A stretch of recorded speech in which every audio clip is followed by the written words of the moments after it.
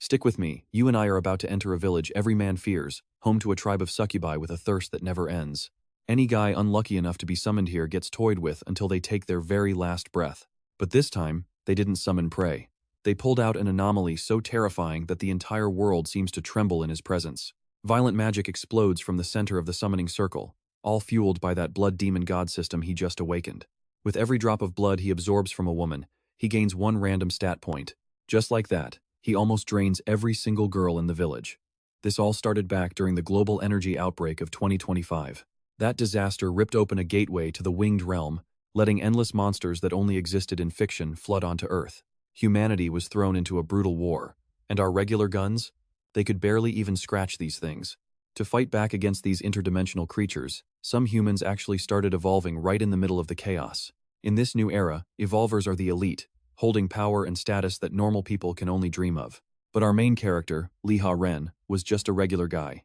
Even worse, the fallout from the invasion left him with a curse. He was diagnosed with an incurable condition, one that could literally make his heart stop at any second. But for his little sister and his mother's final wish, he has to keep fighting to stay alive. Now, pay attention here. He joins a subjugation squad today to wipe out a nearby monster nest for good.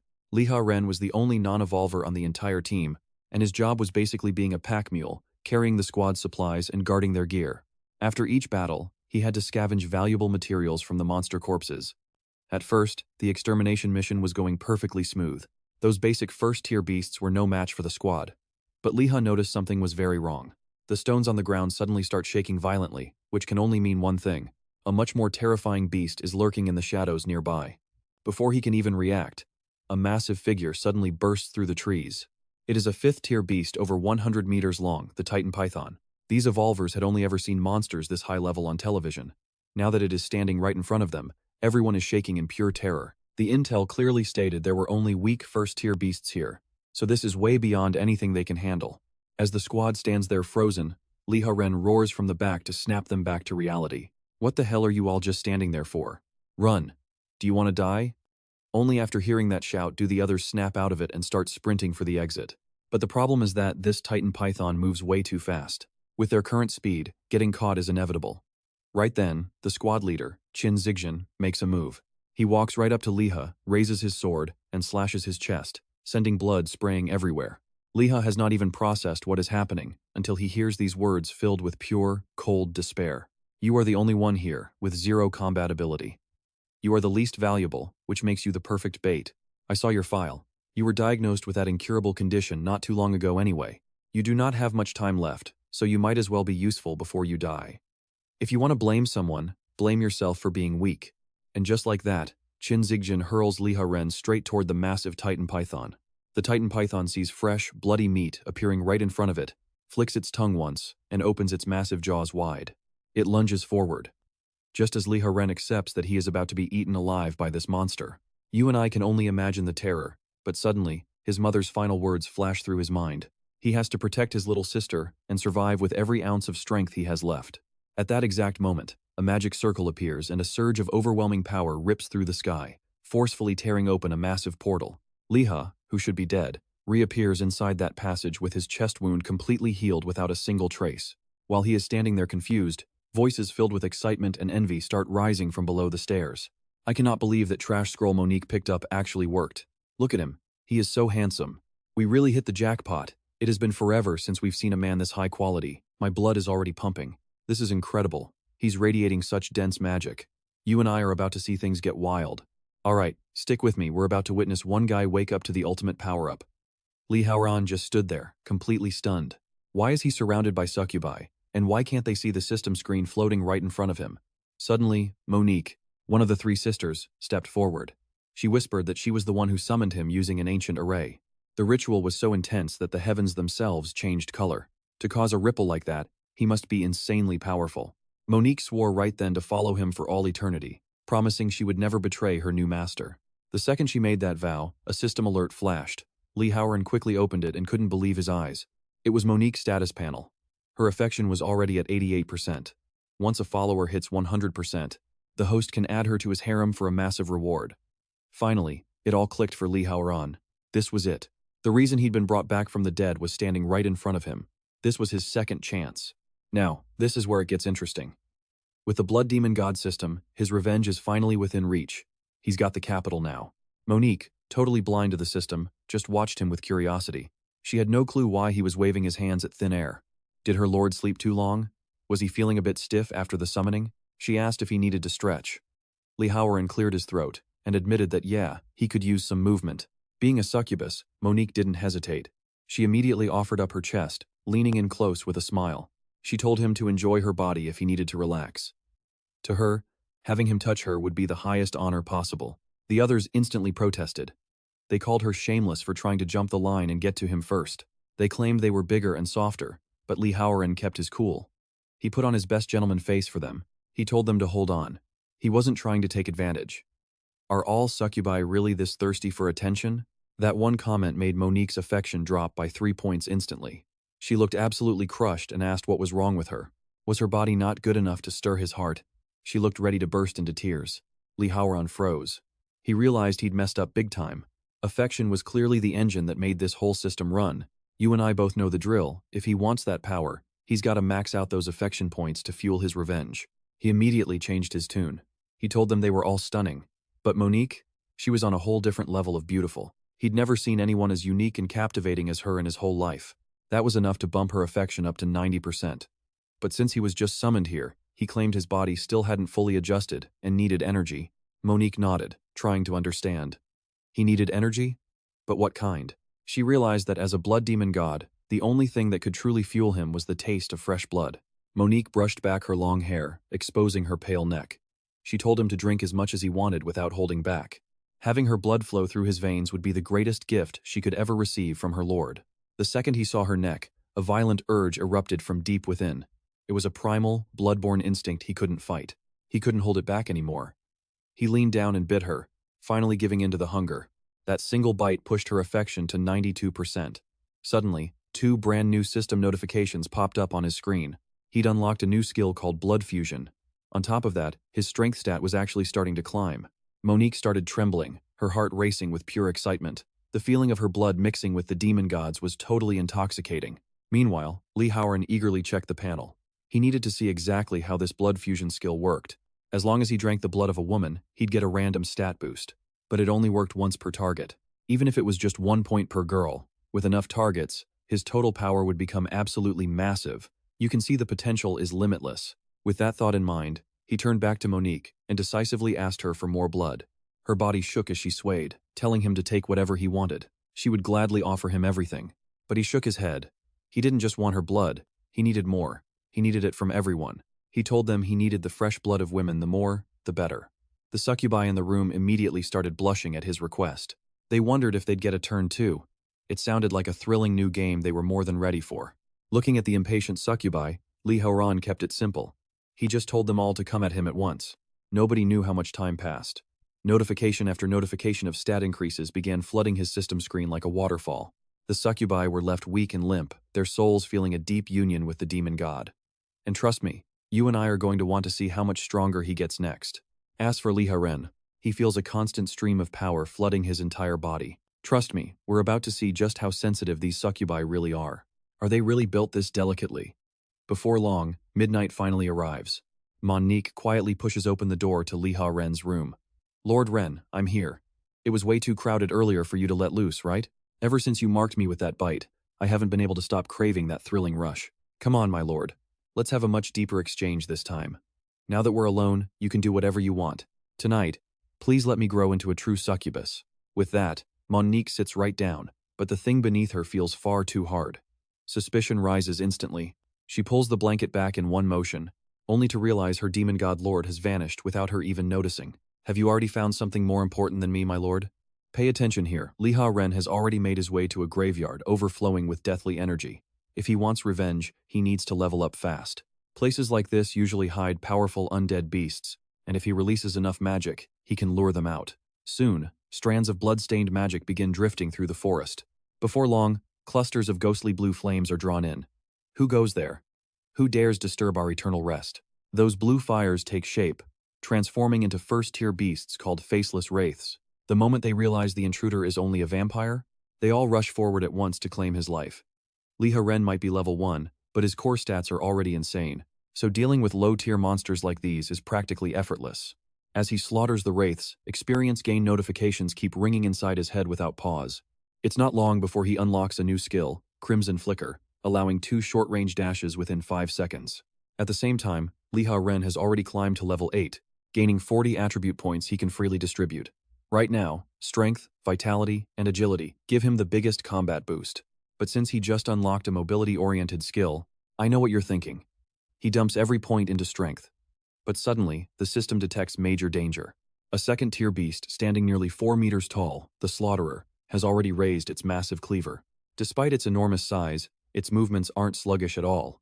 Even so, the instant that huge blade comes crashing down, Liha leaps away, opening up a massive distance between them. But he's barely landed when he senses a heavy chain whipping toward him from the side. Luckily, Liha reacts in time and shifts away again, barely dodging that brutal chain strike. But at the same time, the Slaughterer launches another sneak attack. Liha instantly activates Crimson Flicker, appearing right in front of it in a flash, before driving a brutal kick straight into its head. But that kick fails to do any real damage. Even worse, it almost leaves him wide open to be captured by the other Slaughteler's chain attack. Fortunately, Liha reacts fast enough and uses Crimson Flicker again, retreating to the ground in a messy state. That was close. Those two monsters covering each other is a total pain. Still, during that exchange, he managed to snatch a weapon off one of them. And with 80% of his points already invested into strength, Liha finally seizes the chance and kills the first Slaughterer. He unlocks a brand new skill, Blood Prison Burial. Only then does Liha Ren notice something strange. The beasts' names, originally yellow, have now turned green. That means the threat from the remaining Slaughterer has already dropped significantly. Liha immediately activates his new skill, and a dense wave of bloody energy begins churning wildly across the ground. It transforms into countless blood-red spikes that impale the Slaughterer body. After taking down 2 Tier 2 beasts in a row, Liha Ren also unlocks a new title, Undead Slayer, which allows him to deal an additional 5% damage to undead enemies. After farming monsters through the entire night, he's already reached level 11. There's still a long way to go before he catches Qin Zhen. But then, the system refreshes Liha Ren's daily mission. And that's where we leave it, trust me. You're going to want to see what happens when he finds his next target. Stick with me, because failing this system mission means losing 5 attribute points instantly. It was only then that Liha Ren realized his Blood Demon God system still had those thirsty vampire traits. The major problem was that he had already drained every succubus in the entire village the day before. That left him with only one choice, placing his bets on the dead ghosts. However, after testing one of them, the system immediately spat out a cold warning. Target blood is decayed, so fusion is impossible. At first, Liha Ren just assumed that Ghost had been dead for too long. So, he moved on and tried the rest of the female ghosts one by one. But the result stayed the same. The system just kept spamming the same decayed blood message. That was when Liha Ren's head really started to pound in frustration. He never should have drained all those succubi yesterday. Damn it. He had been way too impatient for his own good. Women. He needed a woman right now, but where was he even supposed to find one in this place? Alright, you and I are starting with the succubus Monique, who is currently losing herself in Li Hyun's sheets. His lingering scent makes her feel like she is curled up right in her lord's arms, but then, she freezes. It is like she can sense the direct call of her demon godmaster. Her lord needs her. Right now. Meanwhile, back with Li Hyun, a sleek black Mercedes suddenly pulls up. The two men inside felt that strange surge of magic and followed the trail straight to this spot. They think they found some rare beast specimen.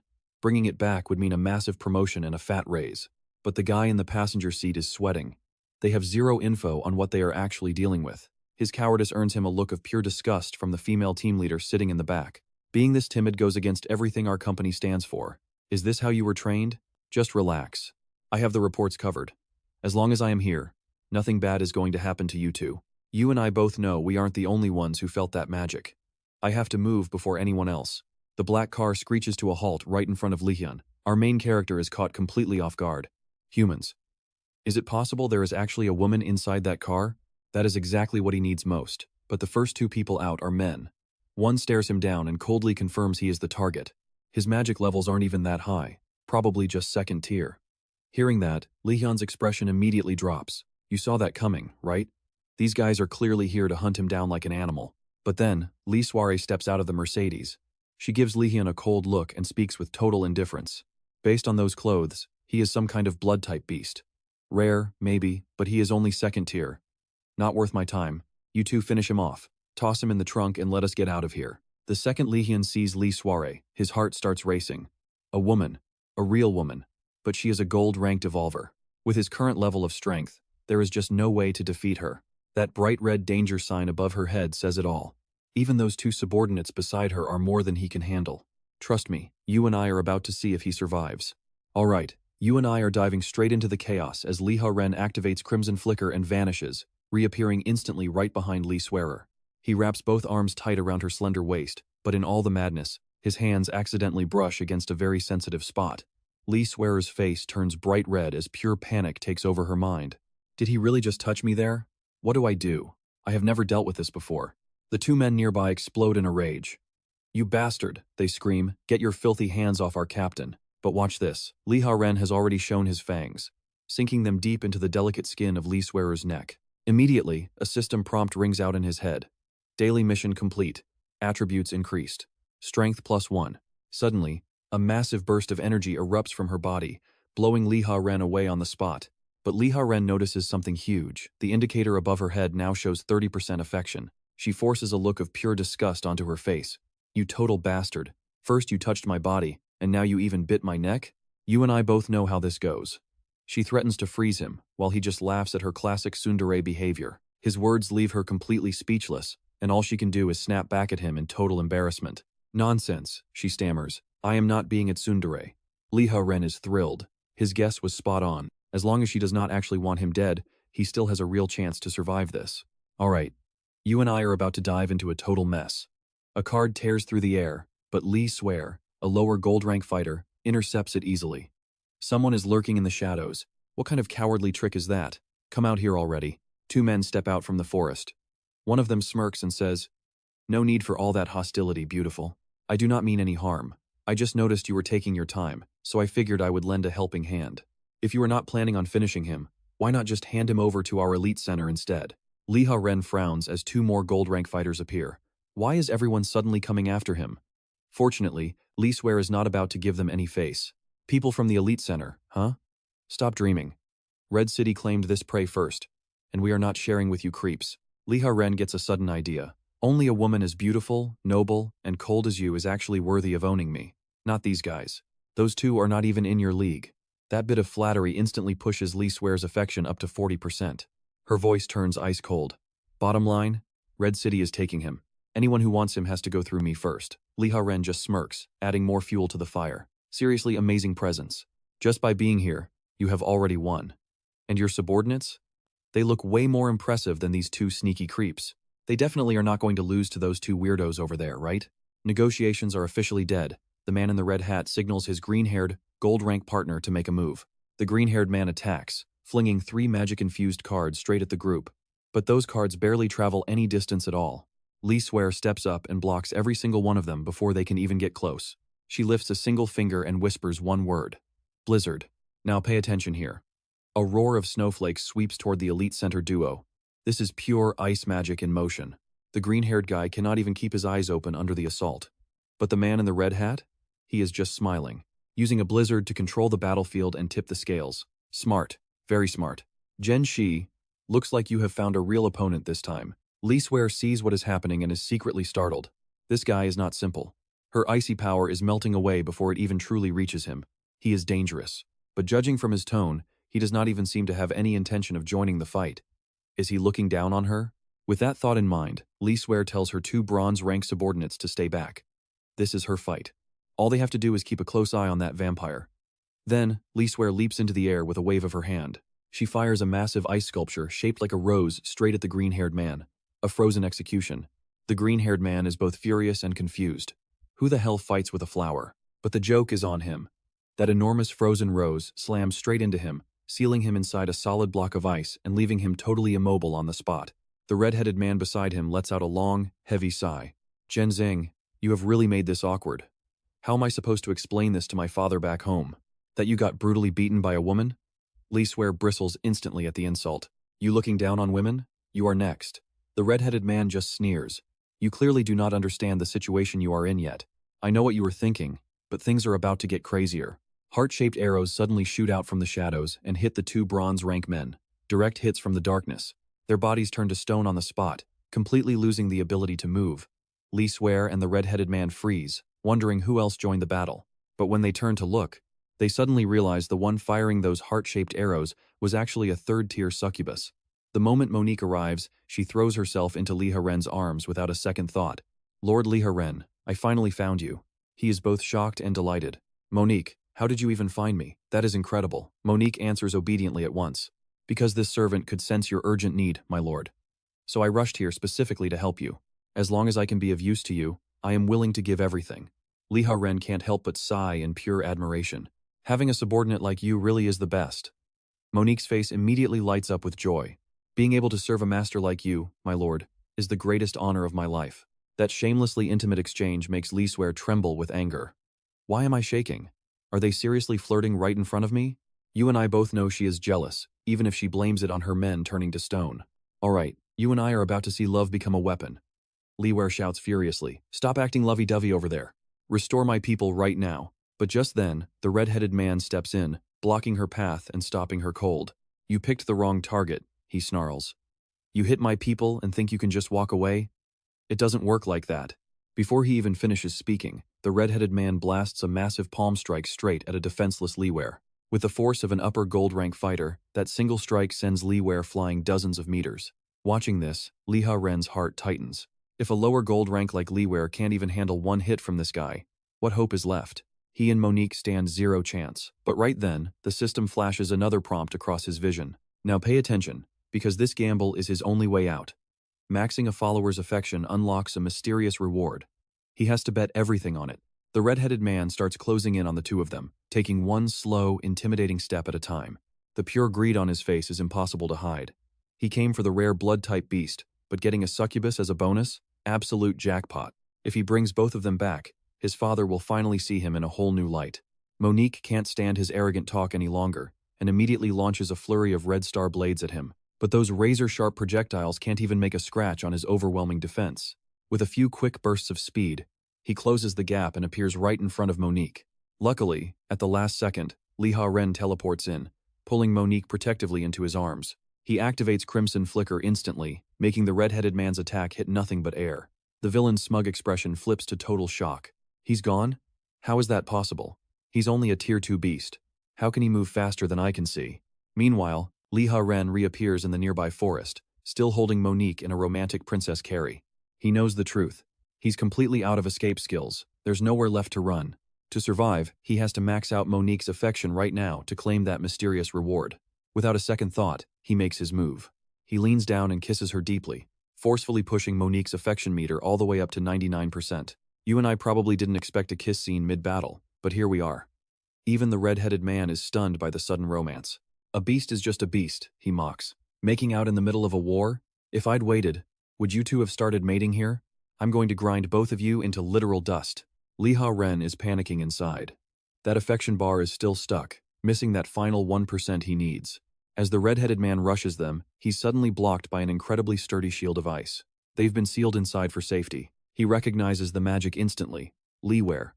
His face darkens as he warns her not to push her luck. He only held back because of the Red City group, but Li Swear is determined to take the blood-type beast for herself.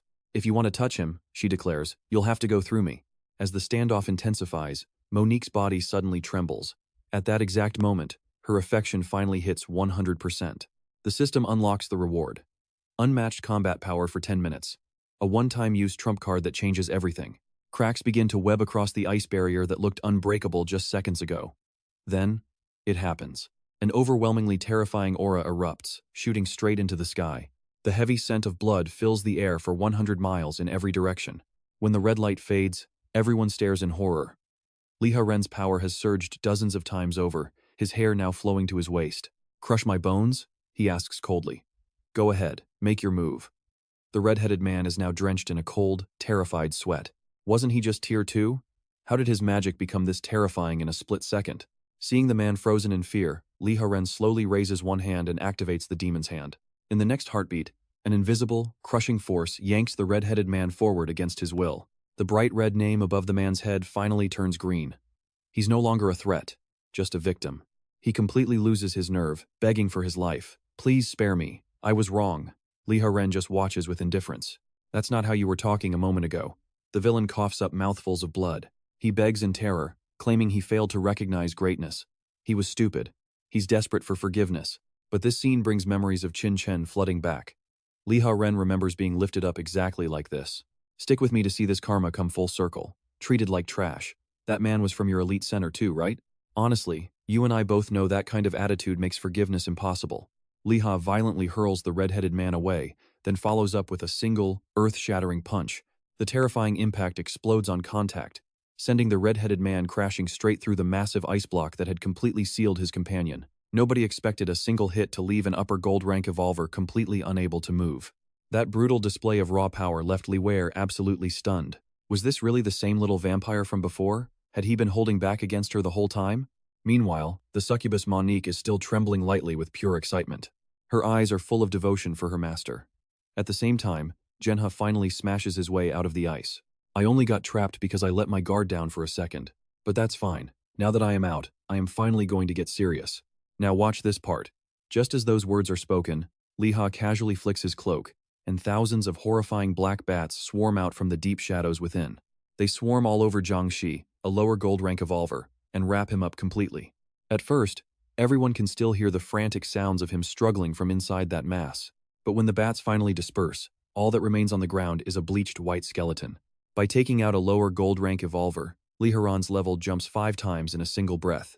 He also permanently unlocks a terrifyingly powerful new skill called Bloodstorm. Meanwhile, the red-headed man is sprawled on the ground, whimpering for help. Liha calmly claims he cannot hear him and tells the man to speak much louder. Using his remaining strength, the man screams that he does not want to die.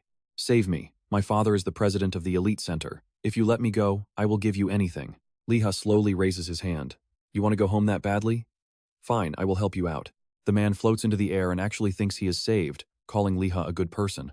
He promises to repay the favor, but Liha only responds with a chilling, cold smile. No need for repayment, I just like helping people. Then, he violently hurls the man away like a shot put. The speed is so absurd that the man becomes nothing more than a streak of light tearing across the sky. You and I probably thought he was joking, but he really did aim him straight at Giant City. Even Li Wei is shaken. Is this monster actually planning to send him all the way back home? That streak of light tears through countless mountain ranges as it flies across the world. It charges toward the sky above Giant City like nothing can stop it. After smashing straight through the Elite Center headquarters, the projectile finally stops.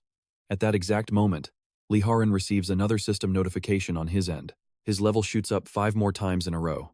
All that experience pouring in can only mean one thing. The red-headed man really did make it home, only to die on arrival. Liha turns his gaze toward Li Wei, making her freeze. Am I next? What are you doing? But Liha does not even bother answering her. Instead, he turns to Monique with a curious question. I need your help to test something. Monique immediately waves her hand and smiles sweetly. Of course, Lord Liha Ren. Whatever you want to do, this servant will gladly cooperate. Suddenly, she feels the energy inside her body rushing wildly toward her chest. It feels like something is about to burst out of her. Then, unbelievably, a sword hilt emerges from her chest. Monique's face turns bright scarlet as her voice begins to tremble from the sensation. She lets out a breathless moan as her face turns deep scarlet. Is this Lord Liha Ren's great sword? The sensation is so intense, it sounds like she's giving birth. It is too big. Please pull it out gently. Liha Ren quickly catches Monique in his arms, whispering to soothe her in a low voice. Don't panic. This is just our soul resonance at work. You will be fine if you endure a little longer. Soon, the entire sword is fully drawn. It is the Bloodblade Bradiso, a special weapon forged from a 3rd-tier beast. The sight leaves Li Wei completely dumbfounded. A weapon was really just pulled out of someone's chest. Blushing, she asks about his incredible strength. And trust me, you and I are both wondering if she even stands a single chance against that level of overkill. Alright, you and I are jumping back in as Liha Ren ignores her worries and swings his blade. A violent surge of blade energy exploded outward, instantly shredding every piece of clothing on Li Sui's body. Now she is left with nothing but sheer black stockings, burning with a mix of pure humiliation and absolute rage. That is seriously low. She screams that if he wants her dead, then just kill her, but why ruin her clothes? Liha Ren just tells her to shut up. That was just a little warm-up. If you do not want to die like the others, follow me into the woods. I have business to handle. Before long, the two of them arrive deep within a thick, shadowed stretch of the forest. Li Shui's face is bright red as she looks around nervously, her mind racing. He actually brought me out here alone. Just the two of us in the middle of nowhere. What is he planning? Wait, it all makes sense now. He clearly held back during our fight, and he still has not finished me off. There is only one explanation left. He definitely wants me. He is after my body. Sure, he is a blood-type beast, but aside from that heavy demonic aura, he is actually built just like a human man. Honestly, by normal standards, he is pretty handsome, isn't he? Is he really going to force himself on me right now? But just as Li Shui finishes playing out that entire scandalous scenario in her head, now pay attention, he suddenly slams his hand against the tree beside her in a perfect Kabaden. Her heart nearly stops. Is this it? Is her first time really about to be taken by this beast? It goes against all reason, but in the next second, Liha Ren just leans in close and whispers in an incredibly gentle voice. Now, you are going to repeat after me. I, Li Shui, swear to follow you to the death for all eternity, and never betray you. Her heart is pounding out of control. Flustered and totally embarrassed, she can only stutter out. What kind of game is this? Some kind of role play? Liha Ren does not even bother explaining. He just says coldly, I spared your life so you could obey, not ask questions. Just do exactly what I say. Li Shui is fuming with frustration, but she still obediently repeats every single word of the oath. As a crisp chime rings out, Liha Ren officially gains his second loyal follower. Name, Li Shui. Race, human. Age, 24. Evolution rank, lower gold tier. After checking the panel, Liha Ren steps forward again. You did well. I am satisfied.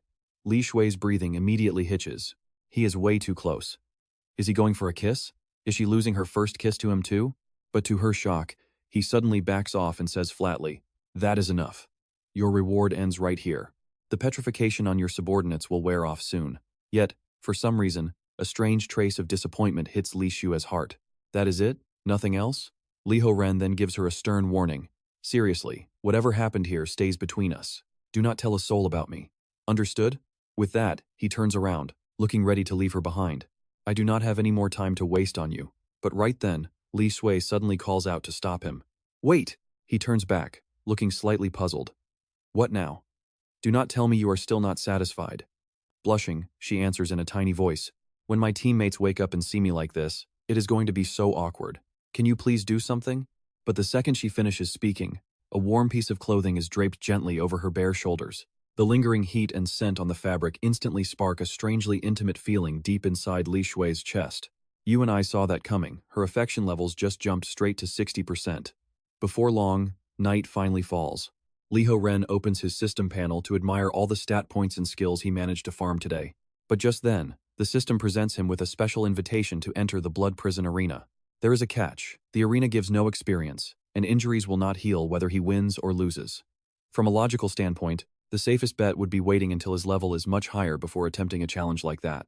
But this slow, grinding pace of normal leveling has already become completely unbearable for Liha Ren. After weighing the risks over and over, he finally decides to open the Blood Prison Arena anyway. Fortune favors the bold, and at this point, he is done playing it safe. He steps right into the warped portal. When he finally stabilizes on the other side, he realizes that his Blood Clan outfit has been fully restored.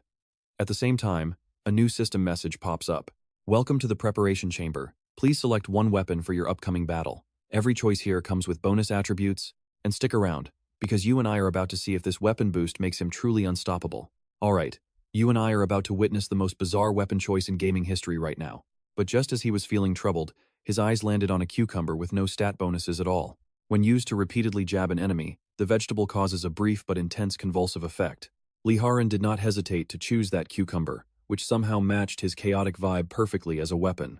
After weapon selection, 3 enhancement options appeared on his system panel for him to choose. There was Armor Breaker to lower defense, a healing potion, and equipment forging for a random piece of gear. Thinking back on his gaming experience, Liha Ren chose Armor Breaker as the most cost-effective option available. Then, after a brief sensation of weightlessness, he was officially teleported into the center of the arena. Looking around, he saw spectators packed tightly around the arena, making it look exactly like a Roman Colosseum. As the challenger officially entered the field, a young woman appeared at the center of the arena as well. This was Sally the Imp. She is the resident gold-tier commentator here, and her fiery introduction for the floor defender was absolutely intense. Out stepped a dark forest creature that symbolized death and an ill omen itself. The moment Liha Ren saw the woman, he froze.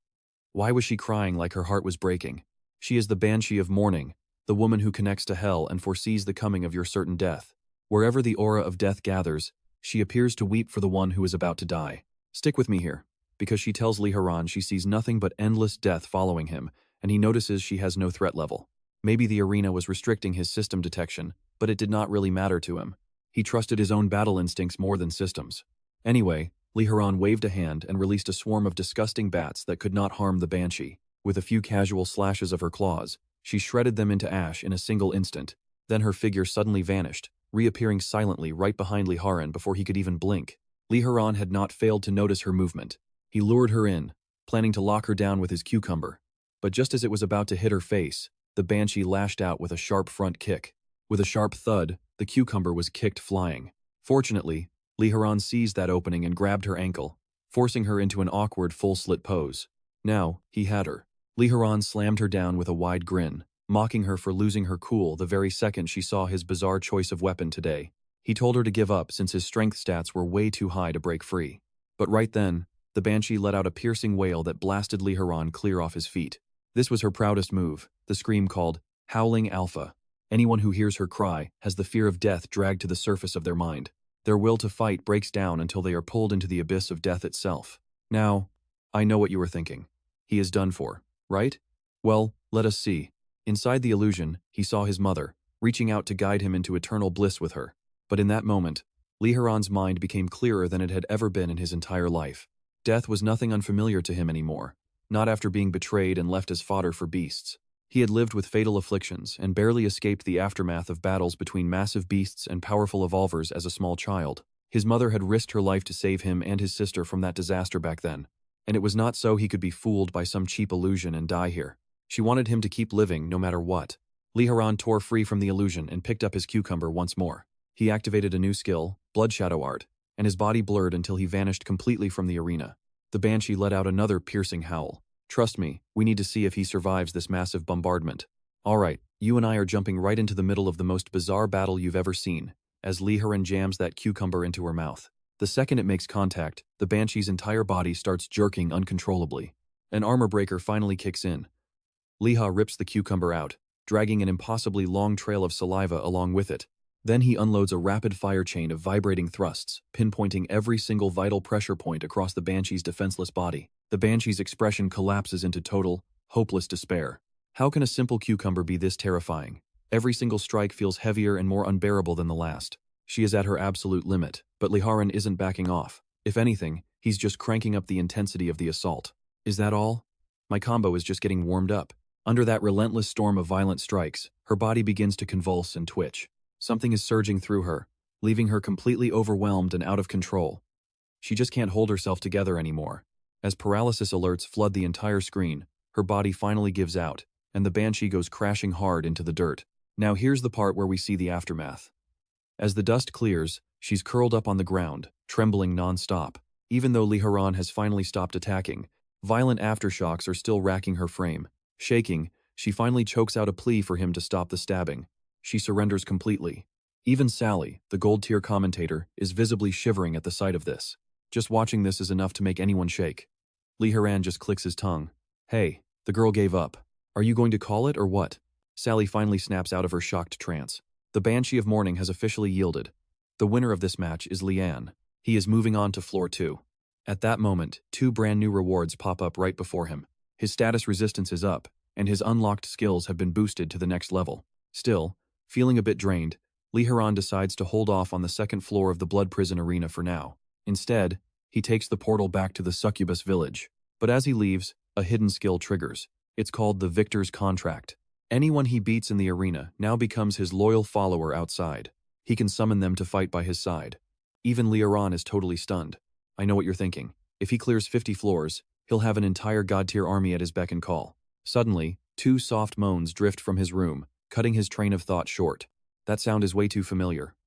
Liha Ren pushes the door open and finds the succubus Monique on his bed.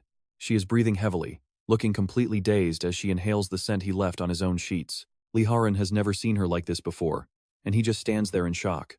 The moment Monique realizes she's been caught, she scrambles to find an explanation for her behavior. No, it's not what it looks like. I'm here with your clothes. You gave your coat away, so I stayed up all night making this. It's the perfect size, and I wanted to make sure you had it right away. Liha Ren just walks over and pats her head. I was actually worried about my outfit, and you already had it handled. Looks like I really can't do without you around here, Monique. I'll take good care of this. No more giving my clothes away. Those simple words make Monique's whole night. Lord Liha Ren actually said he couldn't do without her. For her, that's basically a direct love confession. Isn't he basically asking her to stay by his side and serve him for the rest of her life? But the peace is broken when a half-orc army launches a surprise attack. They've tied up every succubus and plan to steal all the food, gold, and valuables in one go. Suddenly, 3 arrows whistle through the air, instantly turning 3 laborers who were busy looting into solid stone statues. The leader spins around, roaring. "Who's there? Who's brave enough to ambush us? You want to die?" Monique just stares back at him with pure disgust. "Seeing trash like you this early really ruins my mood. Release my people and get out of this village right now, unless you want to turn to stone too." The leader just sneers. Trust me, he has no idea what is coming next. "You still don't get the situation, do you? Do you really think you're in any position to threaten me? Stick with me, because we're about to watch these half-orc laborers charge forward like absolute madmen." But at the very last second, blood-red spikes erupted from the ground and slaughtered every single one of them. Seeing the demon god lord finally step in, Monique breathed a sigh of relief. Liha Ren gently reassured her. "It's fine, I'll handle the rest." Watching this play out, the half-orc centurion narrowed his eyes in confusion. A blood-type creature and a succubus working together? This doesn't involve you. Don't try to play hero. Liha Ren's gaze went ice-cold. "Their blood is in my veins. You think this has nothing to do with me? You've already crossed the line. By now, it's way too late for any regrets." As he finished speaking, Liha Ren activated Victor's contract to summon Hilda, the Banshee of Morning, whom he'd just conquered. Monique stared in shock at the new summon. Incredible, even his servant carries such a terrifying amount of mana. But the Centurion had a 100-man force behind him, so he didn't take the Banshee seriously at all. Now pay attention, because this is where the fight gets completely one-sided. Hilda unleashed her signature move, Howling Alpha. That shrill, miserable cry threw every half-orc's mind into pure chaos. Countless thoughts of self-destruction flooded their brains as the psychological pressure became unbearable. The weaker half-orcs couldn't take it. They broke down and started killing themselves right there on the spot. Only the Centurion, with his 3rd-tier strength, managed to resist by force. Gritting his teeth, he roared, "I am a half-orc Centurion. I carry the pride and honor of my entire race on my shoulders." Before the words could fade, a sudden kick slammed into him. Liha Ren glared down coldly. "Murder, arson, and plunder? That's your honor? It's laughably cheap. I'm carrying the hope of this entire succubus village on my shoulders." Liha Ren followed up by activating Bloodstorm and summoning a massive swarm of aggressive black bats. The bats swarmed over the half-orc Centurion and began tearing into his flesh. But even then, his hide was incredibly thick. Breaking through his natural defense was proving to be difficult. That's when Hilda, the Banshee, and Monique both unleashed their own ultimate finishing moves at the exact same time. Under the relentless bombardment of 3 powerful attacks in a row, even a monster wouldn't be able to stand. Even a legendary 3rd-tier monster like this Centurion couldn't hold out forever and finally collapsed. Liha Ren knew one thing. You and I both know mercy is just cruelty to oneself. So Liha Ren activates Blood Prison Burial without a single hesitation. As the blood-colored spikes rained down, the Centurion's final trace of life was completely snuffed out. After wiping the entire wave, Liha Ren's level rose several times in rapid succession. Once everything finally settled down, Monique checked the village herself and confirmed they hadn't suffered any major casualties. The girls who had been tied up only had light injuries. Because of that, the succubi naturally grew even more fond of Liha Ren. Right then, Liha Ren turned and gave some well-deserved praise to his Banshee, Hilda. "Hilda, that was the first time I officially summoned you, and you performed perfectly. Thanks to your cry, they couldn't resist." Hearing his praise, a faint blush crept across Hilda's face as she looked down. "Serving you is this subordinate's greatest honor. As long as it is your command, I will do anything for you." That was when Liha Ren remembered the system's daily blood-drinking task again. He ordered Hilda to follow him into the woods. But the moment they stepped into the forest, Liha Ren suddenly bit her neck. Hilda was caught off guard, her voice trembling from a sudden mix of confusion and embarrassment. "You already tormented me with that cucumber last night, so why are you biting my neck now? Was the mission you mentioned really just to satisfy some kind of special fetish? It hurts, but I will endure it." After finishing the task, Liha Ren wiped a trace of blood from his mouth and said flatly, "This isn't a fetish. I need blood to maintain my vitality. It is vital for me." Mid-sentence, he realized Hilda's condition was a bit off. At first, Liha Ren thought he might have accidentally drained too much blood. She's blushing and trembling.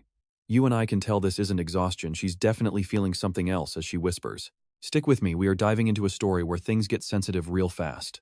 Every time I see you, my mind just loops that moment you crushed me in the arena. And after that intimate bite just now, my body feels even stranger, like it might start shaking uncontrollably all over again at any second."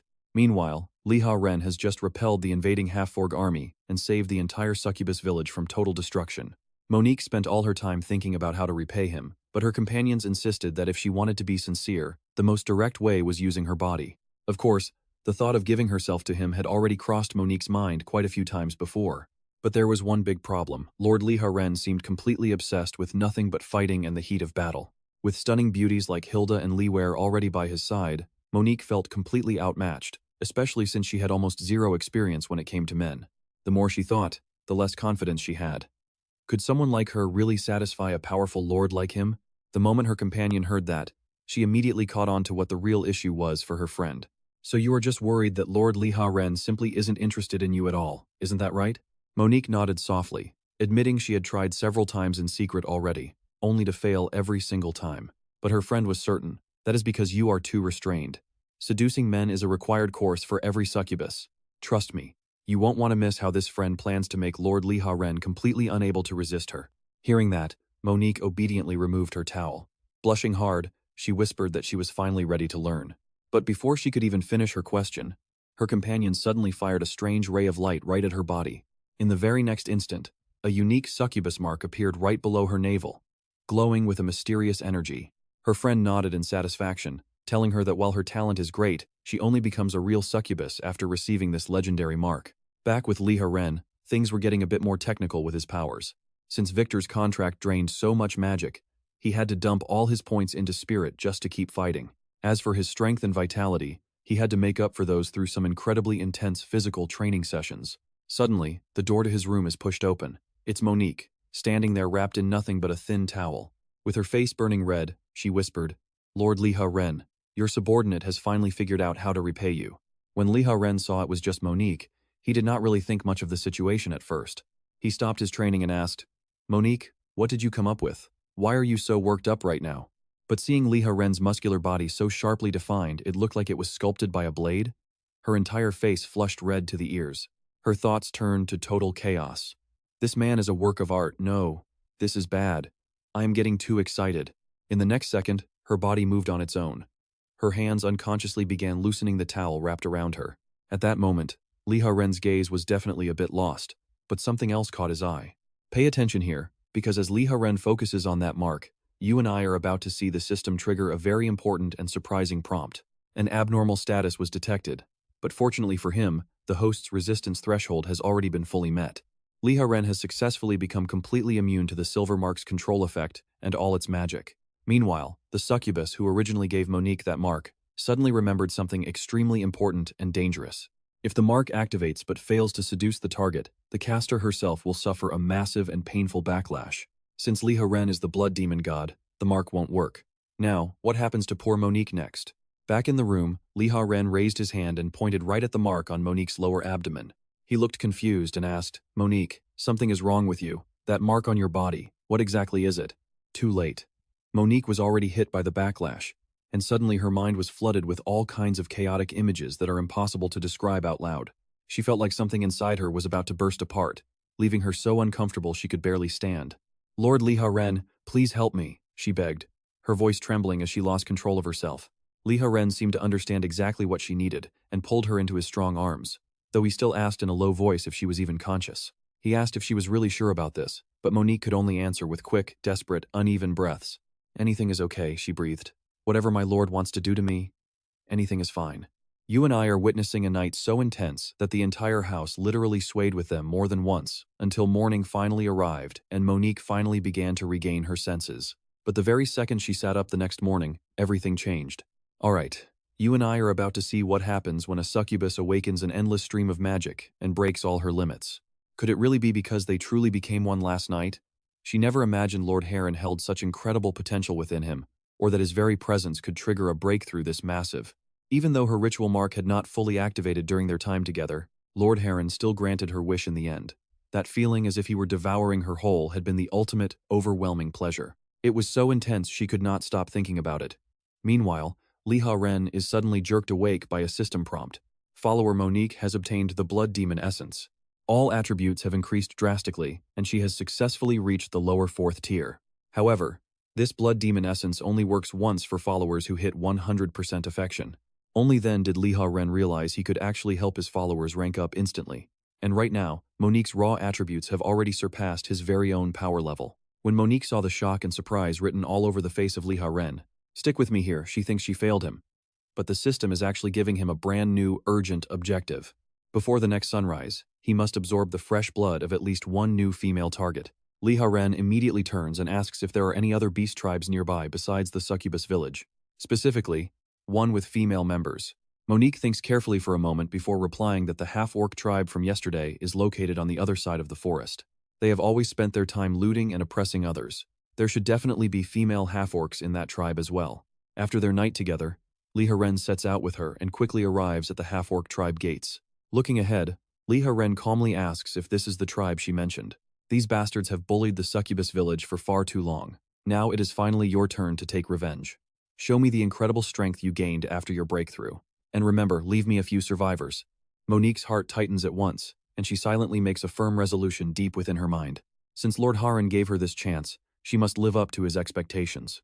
At the same time, the massive wave of energy Monique gathers in midair instantly draws the terrified attention of the entire half-orc tribe. This is the supreme power my lord granted me. Today, you filthy and vulgar creatures are going to experience its true might for yourselves. The moment her words fall, a giant shockwave erupts in an instant. Nearly every structure within 1,000 meters is violently swept apart and destroyed. While huge numbers of half-orcs die on the spot from that single attack, the entire area is leveled. Now, watch this. As the massive experience from those deaths flows into Liha Ren, he realizes it is just like when Hilda used her cry to kill enemies. As long as his follower lands the kill, all the experience goes to him. By this point, the land occupied by the half-orcs had already collapsed into a massive crater with a radius of several hundred meters across. Monique stands in midair and coldly declares, "In the name of Lord Liha, the blood demon god, I have come to wipe out this entire tribe. Today will be your very last day." Two half-orcs fly into a rage at her arrogance and charge straight at her. "You are just a weak succubus," they shout. "Who the hell are you to talk this big? And what is so special about some random blood demon god anyway? Is he really stronger than our centurion?" But Monique simply moves both hands at once, grabs the heads of the two half-orcs, and slams them viciously together. Right after that, a long whip quickly condenses in her waiting hand. Monique's eyes turn cold. "I have waited a very long time for this moment. Today, I will let you see the traditional secret art of the succubus race for yourselves. There could not be a more fitting way to take your pathetic lives. Every last one of you can come at me together." Very soon, the remaining half-orcs let out furious roars and swarm toward her. With every single crack of Monique's whip, the system keeps flooding Liha Ren with constant experience and level-up prompts.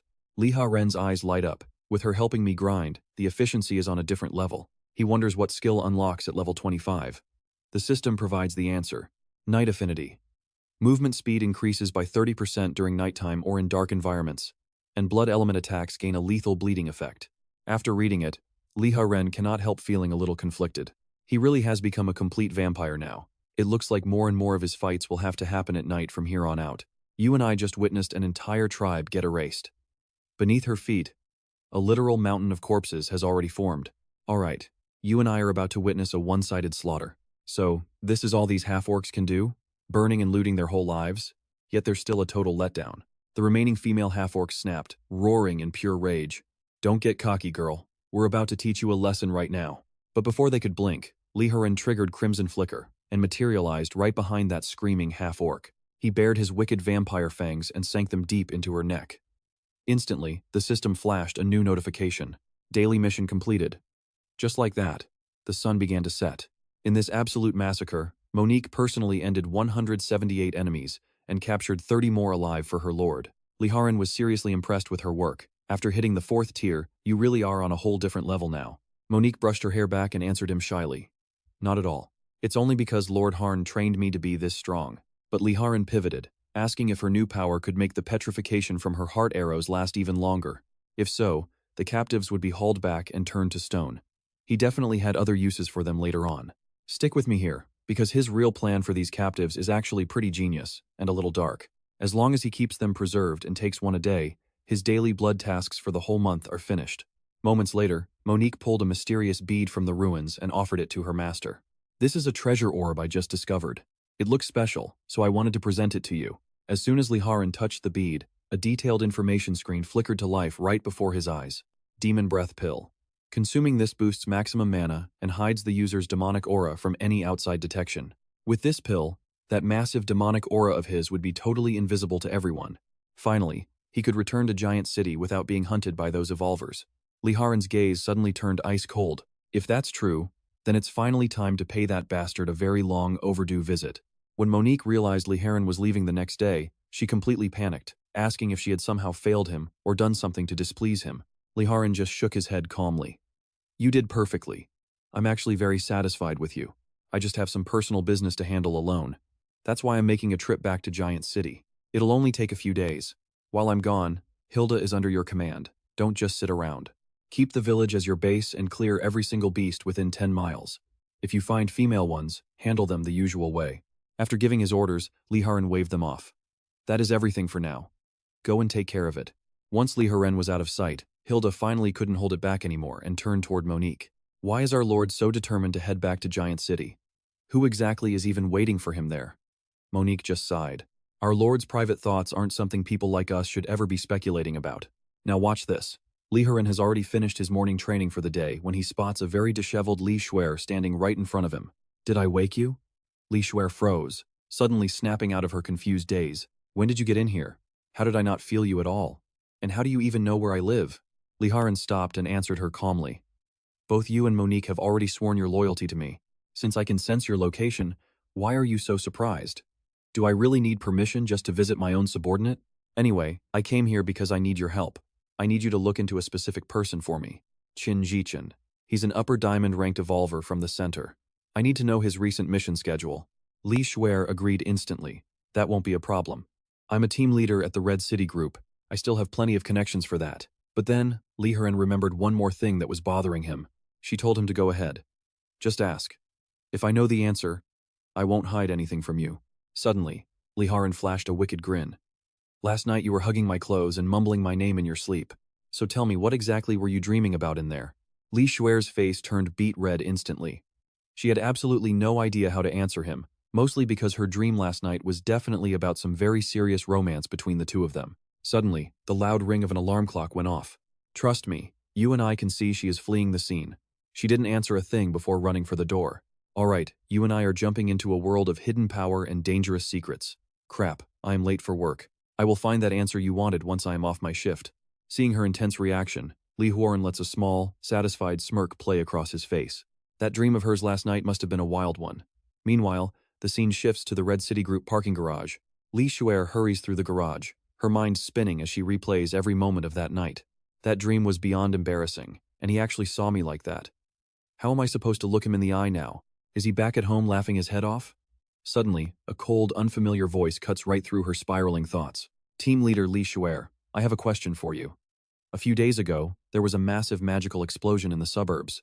You remember that incident clearly, do you not? My younger brother, Yu Wen, and his partner went to investigate. By the end, both of them were dead. His corpse was dumped right at the Elite Center headquarters building. My records show your team was also there to investigate that exact same strange magical anomaly. Even Yu Wen, an upper gold rank elite, was killed without a single trace. Now pay attention. How did your squad walk away completely unscathed and alive? Li Shuer is terrified of this legendary rank monster, Yu Wu, but she stays cool and asks what he is implying. Are you trying to say I am the one who got your brother killed?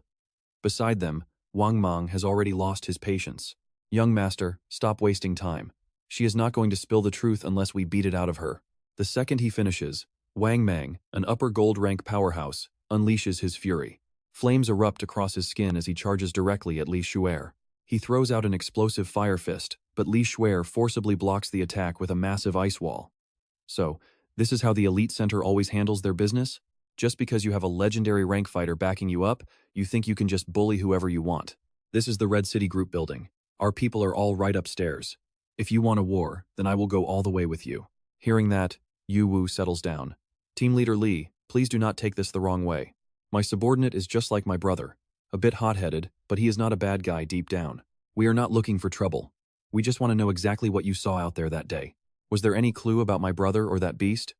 Even the slightest detail could be the key. Li Shuer stays calm and tells him that she only found a single skeleton at the scene. No other leads, and absolutely no sign of that beast anywhere. Are you satisfied now? Yu Wu responds with a smile that feels like a hidden blade. He gives her a polite nod and finally says his thanks. Once they finally leave, Li Shuer lets out a long breath, but the weight in her heart only grows heavier. The elite center has set their sights on her, and things are becoming troublesome. For most evolvers, reaching the upper gold rank is the absolute ceiling for their entire lives. Anyone hitting Star Diamond rank is a once-in-a-century genius, but legendary rank. That sits on a level far above even that. It is the pinnacle of power for the elite among elites. Yu Wu looks refined, but that smile hides 1,000 knives. He is the most dangerous man she has met. I have to warn him as soon as possible. At the same moment, Yu Wu leans against a pillar and starts gagging, leaving Wang Meng totally panicked. Let's pause. This threat? It is just Yu Wu having an obsessive-compulsive episode. I have been holding it in. Li Shuer's hair is uneven on both sides. It is driving me insane. Bring in her teammates for questioning. If one tiny detail in their stories is different, they are all dead. If their statements do not match perfectly, then all 3 of them can join my brother in the afterlife. Back at the house, Liha Ren waits for his experience, points to stack up. He hits level 27 before he even realizes it, and at the same time, he unlocks an incredible and brand new title called Battlefield Commander. Equipping that title changes everything. All of his followers get a 10% boost to their attributes, making it far better than his old title. Just then, Li Shuer returns home, dragging a heavy suitcase. I found everything you asked me for. Chen Zhen is leading an 8-man squad out of the city at 10 p.m. tonight to carry out a mission. Every member is diamond rank. I have the mission details, the roster, their skills, and even their personal phone numbers and home addresses. Everything I could find is in here. Trust me, you and I are about to see Li Huaren make a massive move with this intel. He looks on in shock. Alright, you and I are about to see what happens when the main character gets his enemy's entire family history. He tells her she's a lifesaver. Hearing that, Suar nervously bites her finger while trying to act all cool and awkward. She stammers that it was nothing, and she was only helping a little, claiming that his praise doesn't make her happy. But the truth is, right there above her head, her affection level has already quietly climbed to 69%. Liha Ren knows she's just being tender again, but he's more curious about what's hidden inside that suitcase she brought. Suar tells him it's all gifts for him, opening the case to reveal a massive stash of high-grade health and mana potions. At the same time, she personally helps Liha Ren equip a full set of rare-tier gear. His stats explode in an instant. Feeling that sudden surge of raw power, Liha Ren can't help but stare in shock. These numbers are insane. He tells her he doesn't have that kind of money and asks why she's giving him everything. Suar drops her voice, warning him that the elite center has him targeted by a legendary rank evolver enemy. She just hopes that when trouble finds him, these potions and gear might help him out, even if only a little. Hearing her, something in Liha Ren tightens. He lunges toward Li Suar, lowers his head, and gives her a forceful, passionate kiss. The second their lips finally meet, her affection level hits 83%, and trust me, seeing her freeze up after that kiss is absolute gold. Her first kiss was stolen just like that. Liha Ren only gives a faint smile before turning around to leave. He accepts her feelings, but there's a more pressing mission. He hides his gear's glow to go see his sister, Xiao Yu. The scene then shifts over to the first high school within the walls of Giant City. At this moment, Liha Ren's younger sister, Xiao Yu, is quietly focused on her books during late-night study hall. Activating his blood shadow art, Liha Ren stands invisibly outside the classroom, watching his sister with a heart full of emotion. He whispers an apology to her. With his current identity, he's simply too dangerous to be near. He can't show himself openly. If he revealed the truth now, he would only bring her an unimaginable disaster. In a world ruled by powerful evolvers, weakness is the original sin. That's why he has to keep getting stronger. Only then will he have the right to stand by her side openly and never be looked down on again. Inside the classroom, however, Xiao Yu suddenly feels a strange sensation that she just can't explain. She instinctively looks toward the doorway only to find absolutely nothing there. It's so strange. She wonders why her tears won't stop all of a sudden. Before long, the clock finally strikes 10 at night. True to form, Qin Zhen leads his squad out of the city. He tells them to strip the White Bear commander's gear once finished. A flat-headed man in the squad immediately starts kissing up to his captain. He claims even a third-tier commander couldn't withstand the captain's blade. He asks if the captain is ready to advance to Silver Spirit rank, but Qin Zhen looks completely unimpressed. He tells the man to save the brown-nosing and clean up fast so they can all go home and sleep. Stick with me, because Liha Ren just appeared like a ghost to tell these guys their peaceful night is officially over. Liha Ren tells them they better keep kissing his ass now, because after tonight, they won't get another chance. Qin Zhen recognizes him instantly, and his expression pales. He can't believe Liha Ren is still alive. He survived that stab and a Titan Python? It shouldn't be possible. Liha Ren just lets out a cold snort. He tells him there's nothing impossible in this world anymore. He never believed a teammate could stab him without a second thought. But he's here tonight for one thing only. To make them pay back a blood debt in blood. The flat-headed man just bursts into laughter.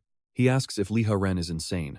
A non-evolver trying to make a diamond rank captain pay with his life? He mocks his outfit, asking if he's trying to do some weird Dracula cosplay. He claims the captain did the right thing, sacrificing a weakling, and that Liha Ren should just blame his own weakness.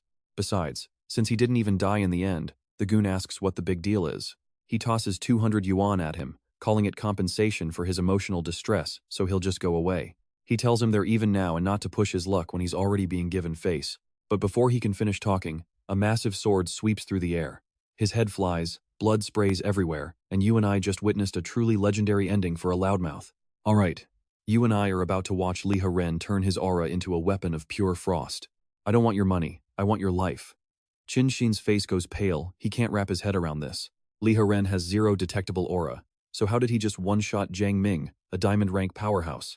It makes no sense. Pushing down his fear, he yells that it was just a fluke, a lucky ambush. He orders everyone to attack and avenge their comrade. Lu Qin, the lightning master, rushes in first to prove his worth. Trash like you doesn't get lucky twice. Prepare to die. Power surges through his hands as a massive bolt of lightning hammers down toward Liha Ren. A massive roar echoes as the ground is swallowed by sparks. Lu Qin grins, thinking he's won. That was my ultimate strike. A bottom feeder like you should be nothing but a pile of ash. Now pay attention, because before he can even finish speaking, a blood-red spike pierces through his skull. Cold sweat pours down Qin Shin's face. The rest of the squad, who were all acting so tough just a second ago, instantly lose every bit of their confidence. Liha Ren just sneers. So that was the full power of a peak diamond rank? Pathetic. It barely made my arm tingle. This isn't even a real fight yet. You're weak. Way too weak. Finally, Qin Shin snaps. This guy isn't some ordinary human. He's been hiding his true power this whole time, but he's still outnumbered. Kill him together. Liha Ren just lets out a dark laugh. Who said I was alone? He triggers Victor's contract immediately. A glowing magic array opens, and 2 diamond rank fighters are instantly erased from existence. Hilda, the Banshee of Morning, appears. She's casually cleaning her nails, looking down on them with pure disgust. You pathetic scraps really thought you could touch Lord Liha Ren? Know your place. You and I saw that coming. Liha Ren and Hilda move at once, shredding the squad from both sides, until only Qin Shin is left standing among his dead friends. Hilda bows her head slightly toward her master. My lord, let me finish this trash for you. But Liha Ren stops her. No, Hilda. This one belongs to me. Qin Shin notices something and sneers. To think a piece of garbage like you actually made it this far. You tried so hard to hide it, but I can see it now. Your attacks leak traces of demonic energy, and that creature calls you master. Have you really thrown away your own humanity, just for the chance to kill me? The fury in Liha Ren's chest burns hotter than ever. Throwing away his humanity? It was for this. And whose fault do you think that is? You're the one who turned me into this monster. What right do you have to judge me? Qin Shin just laughs, fumbling at his belt for something. You only came back because you thought I was still diamond rank. Well, you guessed wrong. After that last mission failed, I came prepared.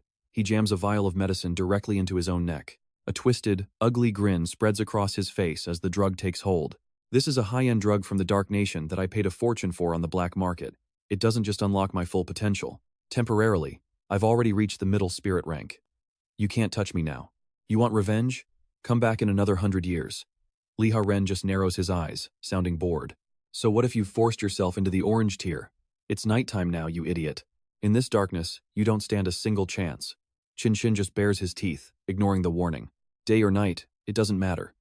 You have no idea how much power I have right now. Even an upper spirit rank can't track my speed anymore. Tonight, you die by my hand. But with Night Affinity active, Liha Ren's speed has already completely eclipsed Qin Shin's. The dense after images send a chill down his spine. Impossible. I took the drug, why can't I see him? Suddenly, Qin Shin's back is ripped open by another one of Liha Ren's strikes. Thanks to the Night Affinity, that wound immediately starts a lethal bleeding state. His health begins dropping at 1.5% every second. Watching from the side, Hilda realizes the truth. Lord Liha Ren has plenty of chances to end this with one single blow, and that's where we leave it. Liha Ren is slowly breaking his enemy apart, and trust me, it's going to be brutal. Alright, you and I are about to see Qin Zhen completely lose it, screaming like a madman while hunting for Liha Ren. Liha Ren, get out here. I am not losing to a piece of trash like you. I will kill you myself. But before he could even finish that threat, a massive sword tore through the darkness and pierced him straight through the chest. Liha Ren spoke with a voice colder than the grave, an eye for an eye. Besides, an old friend is still hungry. The second he finished talking, he ripped the heavy blade back out. Blood sprayed everywhere from the open wound, painting the entire forest floor a deep, gruesome shade of crimson in seconds. Sprawled in the dirt, Qinzhen finally felt the weight of true, crushing despair. He could only let out pathetic, trembling whimpers, begging for a quick death. But Liha Ren just popped a high-grade health potion and laughed. A moment ago you were screaming about killing me, and now you are begging to die? Do not worry, I am not letting you off that easy. That is too cheap. I have to patch you up first. He wanted to trap Qinzhen in an endless cycle of healing and agony, until his mind snapped completely. Suddenly, Liha drove his sword down again, shattering Qinzhen's knee with a sickening crack of splintering bone. Qinzhen let out a high-pitched scream that did not even sound human. Coughing up blood, the man was dragged deeper into the woods like a sack of trash. Liha's voice stayed flat and merciless. I have got plenty of potions left. From now on, I will put another blade into you every 5 seconds. Stick with me here, because this is what absolute despair looks like in this world.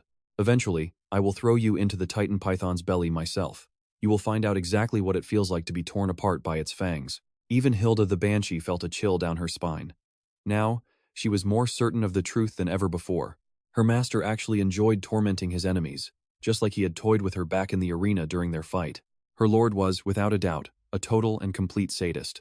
Meanwhile, inside the elite center tower of Giant City, a beautiful secretary was giving a formal report to the powerful Yu Wu. Young master, our tech division found a magical fluctuation. It is weak, but it matches the exact signal young master Yuan was tracking. The location is right near the area where Qinzhen's squad is currently on their mission. Hearing that, Yu Wu's face turned dark. So, after hiding for so many days, it finally made a mistake. Back with Liha Ren, he continued the torture as he dragged Qinzhen toward the lair of the massive Titan Python. Liha Ren crouched down, grabbed Qinzhen by the hair, and forced his head up to look forward. Open your eyes and look closely. Do you recognize it? Qinzhen could only manage broken, pathetic whimpers of pain. No, please do not. I do not want to be eaten. But it was too late. His fate was sealed. Liha Ren violently jerked his sword, slicing Qinzhen's throat and sending a fountain of blood spraying into the cold air. Then, like he was tossing away a piece of garbage, he hurled the body straight toward the waiting Titan Python. The beast caught the scent of fresh blood instantly. It opened its massive jaws and swallowed Qinzhen whole without a second thought. Strangely, after eating its fill, the python did not attack Liha. It simply turned its massive body around and vanished into the brush. You and I saw that too, right? It is because Liha and Hilda are counted as beasts now. It does not see them as enemies. With Qinzhen dead, Liha Ren finally hits level 30 and powers up. At that moment, he unlocked a brand new broken skill called Soul Resonance. When a follower's affection hits 100%, their souls can resonate to create a powerful, exclusive piece of legendary equipment. He had already felt this with Nicole. Even though it only lasted 10 minutes in his peak blood state, the results were insane. The stats shown by the weapon Bradizo were undeniably monstrous. This means if he maxes out every follower's affection level to the absolute limit, each one will give him a unique weapon. At that point, his power ceiling would become completely impossible to measure or stop. For now, Hilda is at 50%, while Li Swear has already climbed up to 83%. He needs to focus on those two. But suddenly, the system starts screaming danger warnings at him like crazy. A high-level threat is approaching fast. Host must move now. Liha Ren's heart sank into his stomach. He realized something was terribly wrong and instantly ordered Hilda the Banshee to cancel her summon and hide herself immediately. And that is where we leave it. Yu Wu is coming, and he is moving at a terrifying speed. All right, you and I are jumping back in as Yu reaches Liha Ren's last location in under 3 minutes. But after landing, Yu finds his target has already pulled a vanishing act without leaving a single trace behind. Only seconds ago, a faint aura lingered in the air, and even the blood stains on the ground end right here. Yu's face twists in rage as he growls through his teeth. Bastard, where are you hiding? You couldn't have just vanished. But right at that exact second, a nearby Titan Python senses the intruder and lunges with its massive jaws wide open. But Yu is so annoyed he doesn't even look. A mere 5th-tier beast dares to get in my way? I have zero time to waste on filthy livestock like you. But after flying a few dozen meters away, Yu suddenly stops and frowns, noticing that something about the python's face looks wrong. Growing out of the right side of its head was a strange, extra horn that really shouldn't be there. Yu looks at it with pure disgust. You ugly piece of trash. You really think you can walk around looking like that? You're painful to look at. Meanwhile, Liha Ren has already slipped into the preparation chamber of the system arena. Pay attention here, because if the system is giving off warnings this intense, then that man is definitely the dangerous assassin sent to kill him. Even though his demon breath pill hides his aura, getting into a fight means some of that dark energy will eventually leak out. It looks like until he becomes strong enough that no one can challenge him, He needs to keep his head down and stay as low-key as possible for now. But once you enter the arena, there's no leaving until the current match is officially finished. Even though all of Lee Swear's gear is disabled in here, being level 30 gives him plenty of confidence to stay calm. Maybe it's because his level finally jumped up, but Liha Ren notices the weapons in this chamber have way better stats than before. And the selection? Still just as insane and absurdly varied as ever. Whether he needs power or protection, the choices are endless, especially since he found that ridiculous ridged long cucumber weapon with special effects during his last visit. So this round has to have something just as outrageous hidden somewhere in the room. Sure enough, after digging around for a while, he actually finds a heart-shaped punishment whip. The special effect is brutally honest. Hit a target, and both the user and enemy enter an excited state, boosting both attack powers by 1%. Liha Ren doesn't even hesitate before choosing that little whip as his primary arena weapon. To him, this is the ultimate high-risk, high-reward weapon. As long as he can dodge like a pro, the so-called risk isn't even a real risk to him at all. Right then, the system chimes with a prompt, asking him to choose one of 3 powerful buffs for the battle ahead. The choices are boosting loot value, summoning a random follower, or massively cutting down all damage given and received. He immediately trashes that cowardly turtle shell option without a second thought. As for the reward buff, the gains are way too low for a dangerous place like this, so it's not worth it. The only choice left is the partner summon. No matter who shows up, having backup is definitely going to be worth it for him. Now, let's check in on Lee Swear, because you and I can see she's feeling a bit restless tonight. Why isn't Liha Ren back yet? Did you find him, or did something even worse go down tonight? But then again, she tells herself she's overreacting. She's seen his real strength firsthand, after all, so he should be fine. But right as she's lost in thought, a blinding white light suddenly explodes right in front of her eyes. Next thing she knows, she's being snatched from her bath and teleported straight into the arena. The system chimes in immediately. Follower detected in the nude. Automatically replacing clothing now. A second later, 2 pieces of underwear appear on her body as she glares at Liha Ren with pure rage. You saw everything, didn't you? My whole body. You're the one who dragged me here, right? What is this place? Liha Ren looks down at the little whip in his hand and tries to sound as calm as possible. Just relax. I only brought you here because I wanted to test out your combat skills one more time. Her face turns bright red. Even if that's true, did you have to pick such an embarrassing weapon? Right at that moment, the commentator makes it official, and trust me, you and I are about to see Liha Ren go all out on this second floor. Alright, you and I are about to witness one of the most intense floor defenders yet, the Flame Witch. From the Inferno, a long-legged beauty steps into the light. 2 against 1, huh? She actually finds that pretty amusing. But don't expect to surrender like Hilda. She is planning to turn this entire arena into nothing but ash. With a casual flick of her wrist, the witch Barlow sends out a tiny, harmless-looking fireball. But the second it nears them, that little spark explodes into a massive inferno. Liha Ren barely manages to twist his body, narrowly escaping the blast. He looks back at the scorched earth behind him. The path of that fireball is now a charred wasteland that looks like literal hell. Seeing that level of destruction, Liha Ren immediately drops the idea of a head-on whip attack. Her range and power are off the charts. If he lets her stack more damage, the risk becomes way too high. Remember, any injuries sustained inside this arena carry over into reality. Getting hurt is not an option for him or Lee Swear. But then, he realizes something huge. Now pay attention, this is where we see the main character's big brain plan come into play. It never specified that the target had to be an enemy. Meanwhile, Barlow keeps pushing her fire concept forward. In a flash, she launches a wave of fireballs that completely fills the arena. She mocks them, wondering where they will hide. Suddenly, a massive wall of ice erupts from the ground. Intense cold meets the fire, sealing off the flames and splitting the arena into 2 polar opposite zones. Lee Swear presses her hand to the earth, whispering that she absolutely hates fire users the most. She's done with the witch's arrogance. Today, she's going to snuff those flames out for good. But Barlow hates ice just as much. She sneers, revealing she wasn't even being serious yet. From here on out, she's going all in. Lee Swear just snorts. Then come. But as she stands up, something suddenly lashes across her rear out of nowhere. The sharp hit is enough to make her gasp in pure shock. Right then, the whip's effect kicks in. Attack power up by 1%. She's mortified. Why on earth would Liha Ren suddenly attack his own teammate? He doesn't explain much. He just tells her in a low voice to change the plan and endure it, because this position is perfect. Before she can even process that, he lands several more rapid strikes across her. She feels a strange surge of stimulation as her attack power begins to climb higher and higher. Even the commentator, Sally, is looking at this in complete and utter confusion. Why is he attacking her? Is this some internal feud?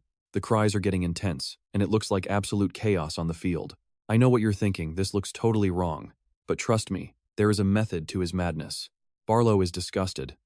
How could they do something like that in the middle of a serious life-or-death battle? Finally, the strategy becomes clear.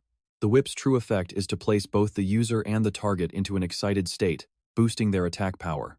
At this point, Lee Swear's attack power has stacked all the way up to 69%. Plus, her battlefield commander title is active, boosting her total attributes by another 10%. As for Liha Ren, he's the user, and he's feeling better than he ever has. While his power climbs, the passive effect of his Knight affinity finally triggers.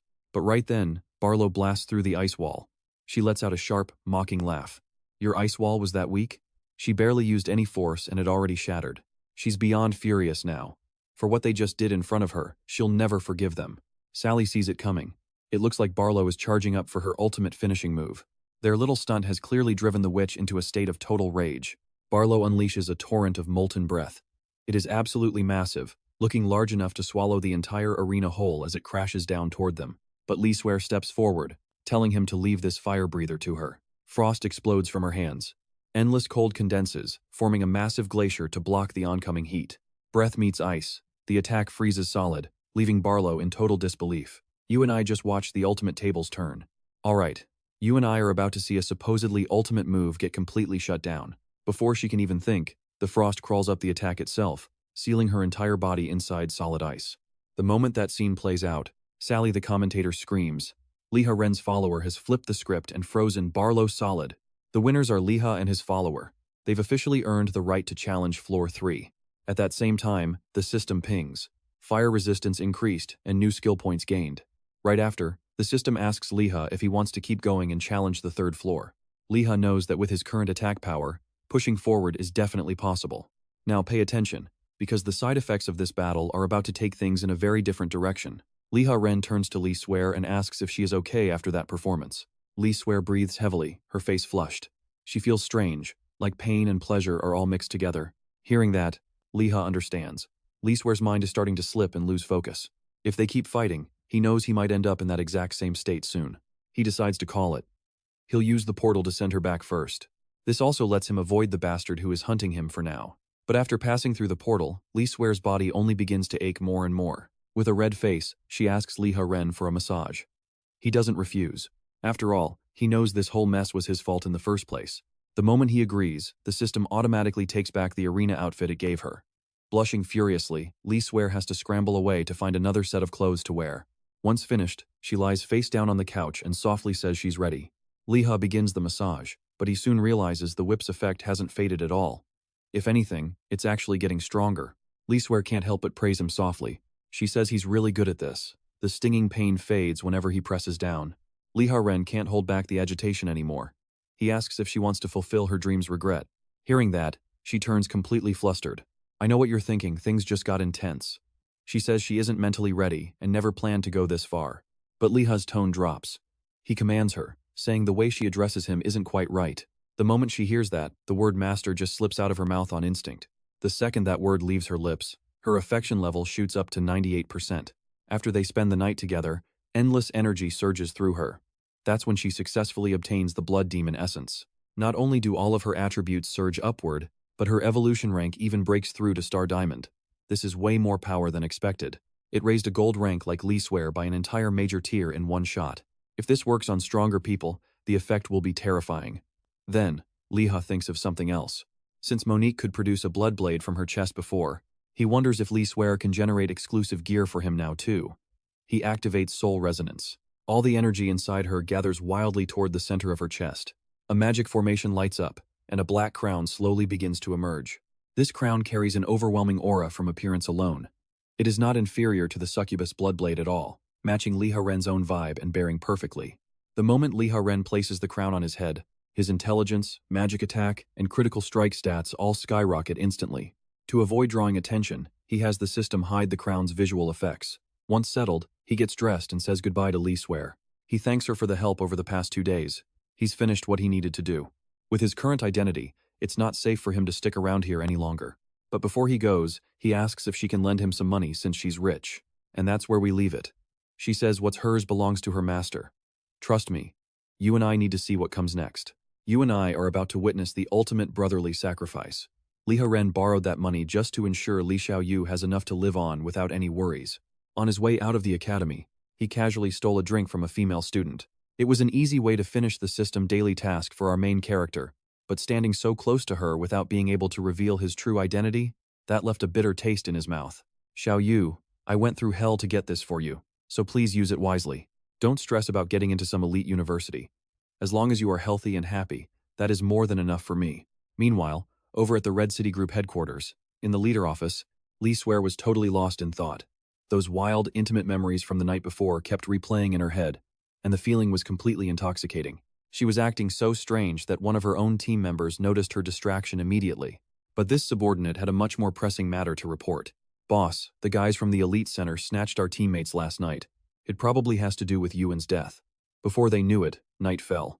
Those two captured Red City members were fighting for their lives, trying to explain the truth. When we arrived, there was nothing but a skeleton left.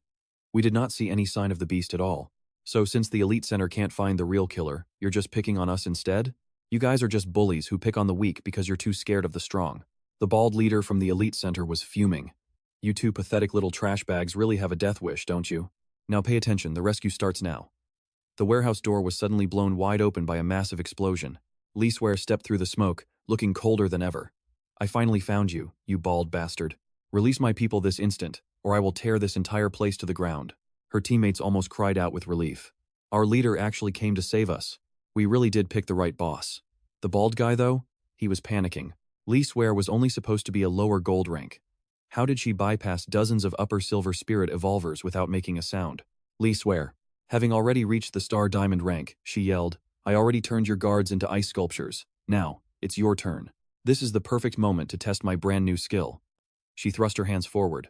Two blades shaped like snowflakes began spinning at high speed, aiming directly for the bald man. He instantly ignited his fists.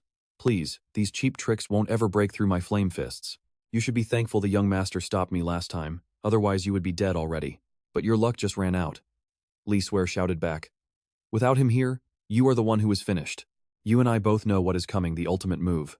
16-fold ice. Her voice echoed as ice energy filled the room. A dozen snowflake blades surged forward, but his flames coiled around him, blocking out the frost. Worthless. I am the best among the upper gold rank fighters. You have zero chance against me. Her gaze turned razor sharp.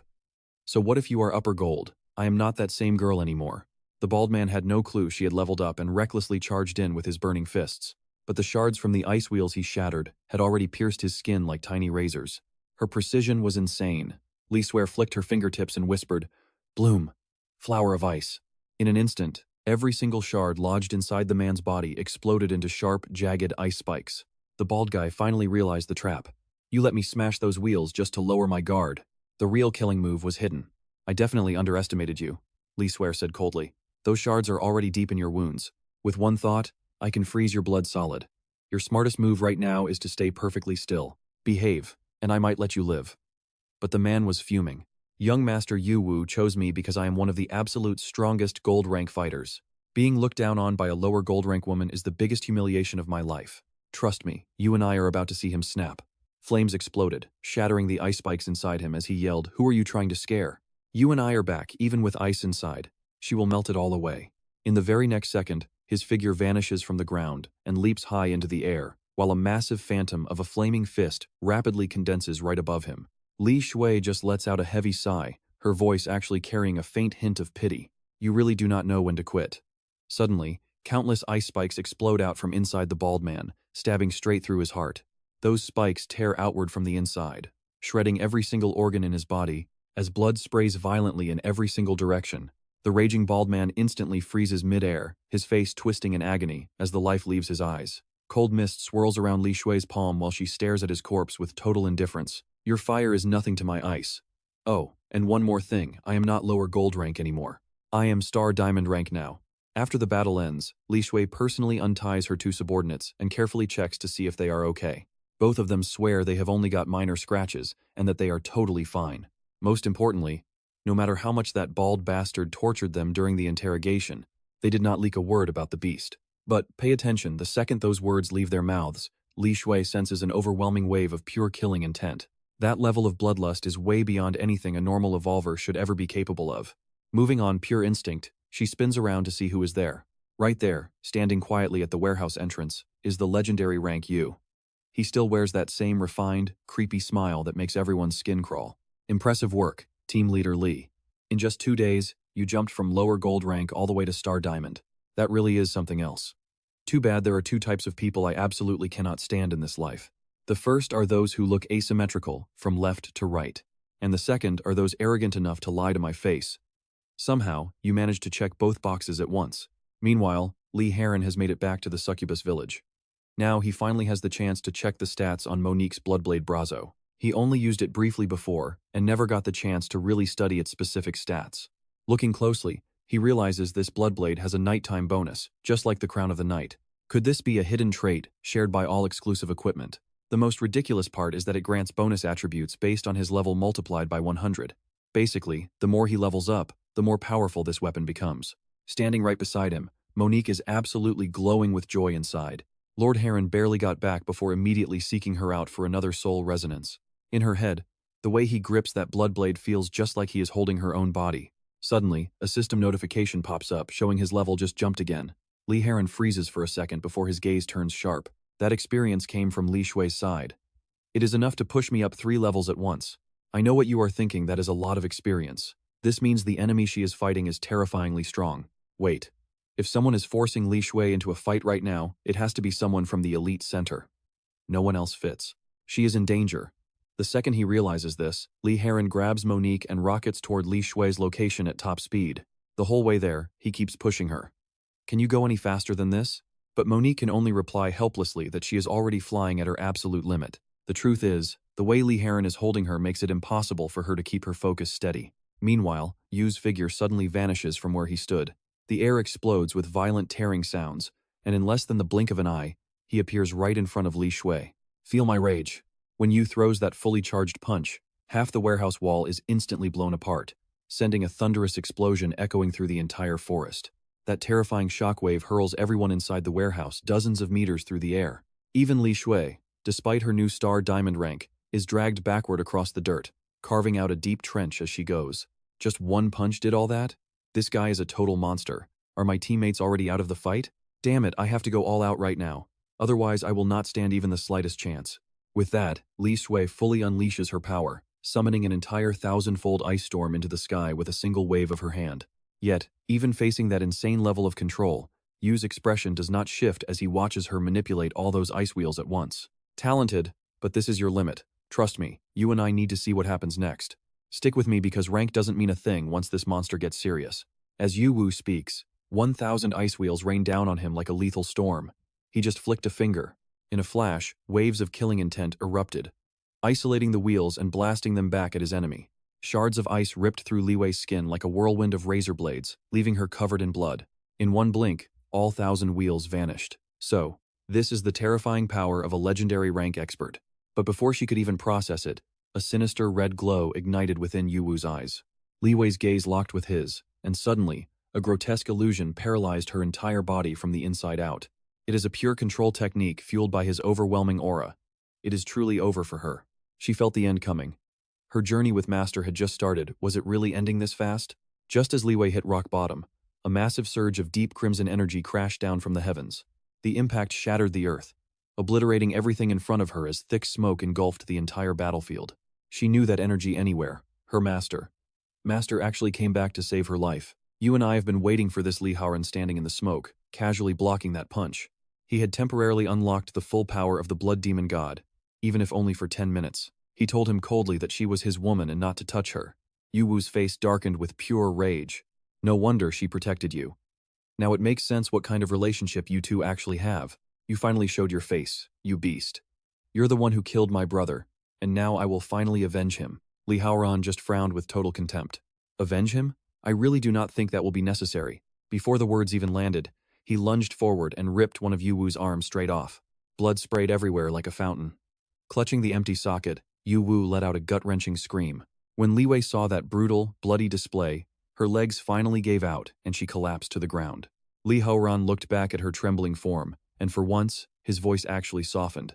He apologized for being late, but even through the shock, Li Wei felt an incredible wave of relief. Master, I'm so glad you're here. He tossed a medicine bottle to Monique, telling her to treat Li Wei first. He had to end this quickly. Meanwhile, Yu-Wu was already forcing himself to stay calm. Now pay attention here. Yu-Wu actually thinks that losing his arm was just a lucky surprise attack, and he still dares to act tough. He was a peerless genius who reached legendary rank at only 13 years old. A lowly life form like you could never understand true power. Open your eyes and watch this. A blinding red light swallowed Yu-Wu whole, and when the glow finally vanished, the atmosphere shifted. He had transformed into something else entirely. Scythe in hand, 6 massive wings, looking like a literal demon of slaughter. Even the arm Liha Ren had ripped away had already regenerated completely. Yu-Wu's eyes went cold, his voice distorted with fury. You actually dared to ruin my beauty. You'll pay for that. A filthy, asymmetric insect like you should have never existed in the first place. Li Wei could feel it. The murderous intent radiating from Yu-Wu was climbing higher and higher. Only now did she realize that during their earlier fight, he had not been trying at all. Suddenly, the system gave Liha Ren an emergency quest. Kill the target in under 5 minutes. Complete it, and a special reward would be his. Even Liha Ren was taken back by this. He didn't expect the system to be this desperate to see Yu-Wu dead and buried.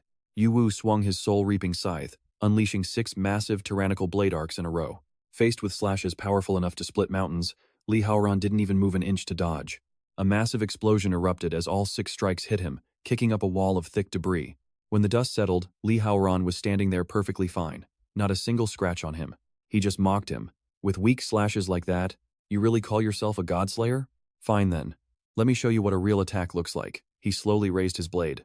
You and I are about to see a blood-red crescent strike that could split gods and ghosts apart. Stick with me, because you're about to see one of the most brutal takedowns in Manhwa history. You thought he'd dodge the hit and couldn't help but sneer. Not bad power, he thought.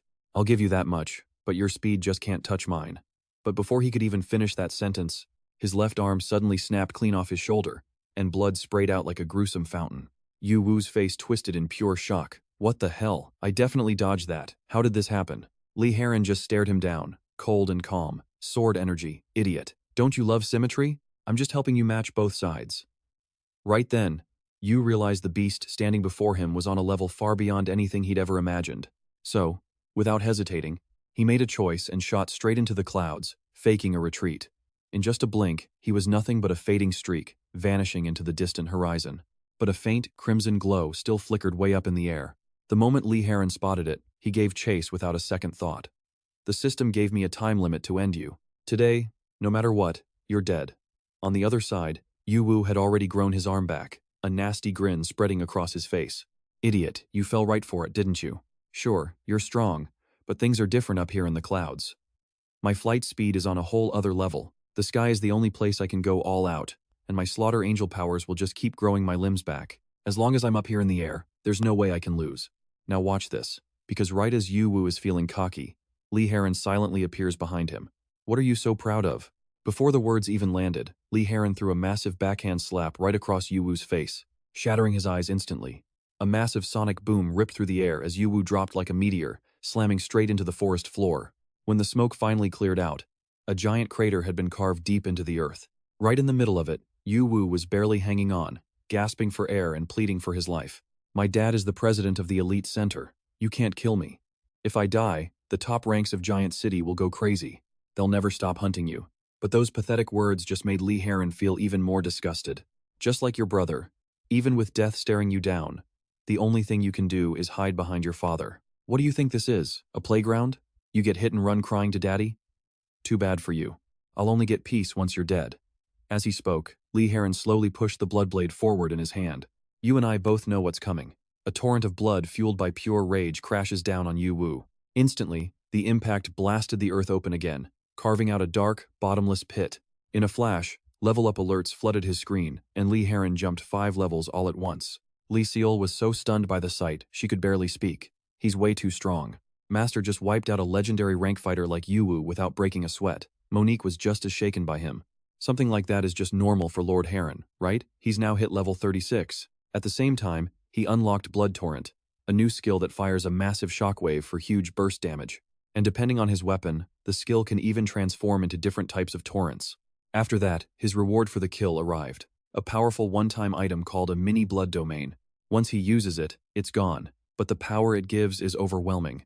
It creates a blood domain for 1 hour, and while it's active, all Blood Clan stats are doubled. Once the dust settled, Liha Ren descended and looked over at Lee Seol and Monique. You two okay? Lee Seol was just about to thank him for the healing potion he brought, but Monique beat her to the punch and threw herself into his arms.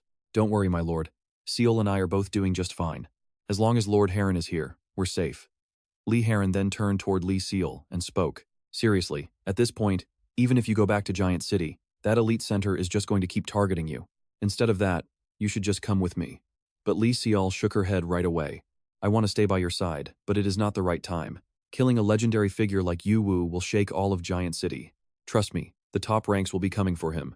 You and I need to see what's next. Alright, you and I are watching a risky play, as Lee Swear warns that leaving makes Red City an enemy, so she decides to stay and gather intel for him instead. Right now, the only organization that truly considers you a mortal enemy is the Elite Center. I do not want to create more enemies for you just because of my own selfish wishes. Liha Ren never expected her to put him first, and after a moment of silence, he finally gives her a nod. If that is your decision, then be careful. And if danger finds you, come to me immediately so I can protect you. Now pay attention to this shift as we find Yuang Shong, the president of the Elite Center, coughing violently in a private hospital in B City. The tissue clutched in his hand is already soaked through with the fresh blood he just coughed up.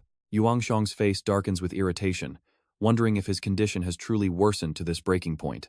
If I stay stuck in this pathetic sanatorium any longer, my body will be completely ruined beyond any hope of saving. Why is my heart racing like this?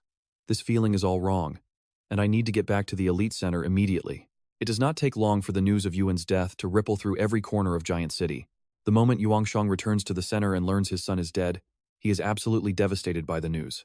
Hungry for revenge, Yuang Shong uses the Evolver Association's massive influence to summon every powerful group in Giant City to a special emergency meeting. The first to speak up is Xiao Yifei, a supreme rank evolver representing the local association branch. By now, everyone should know about the killings near the center, where several high-level evolvers have been taken out. Even Yuan, a high gold rank fighter, and Yu Wu, a legendary ranked powerhouse, both died at the hands of that beast. Both legendary warriors fell to that monster, and right now, the primary suspect is the beast that appeared during the abnormal magic incident long ago. Everyone here is a pillar of Giant City, so tell me, how exactly should we respond to this threat? As he asks, the veins in Yuang Shong's neck bulge with pure rage as he waits for an answer. Obviously, we need to gather every top evolver in the city and form an elite hunting team to strike. We will turn the city upside down to find that beast, but Billion of the Simlin group immediately objects. You want us to risk our people for your son? Has your long recovery finally made you go senile, President? High-level evolvers are corporate assets, so if my people die, can you actually take responsibility for that loss? I am definitely not about to gamble with the lives of my subordinates over a personal grudge like this. From the side, Lu Jiangyi of the Justice Guild cuts in, saying that is no way to talk. With great power comes great responsibility, but Billion is already cursing this guy out for being annoying. This muscle-brained idiot actually thinks he has the right to call me brother, yet he continues with his speech. Protecting Giant City is our duty, and I, Lu Jiangyi, refuse to coexist with such an evil creature. Our guild will commit everything to this hunt, but Li Hongping of the Red City Group only gives a faint, mysterious smile. Here is where things get interesting, as Li Hongping points out that passion alone will not defeat an enemy this terrifying and unknown.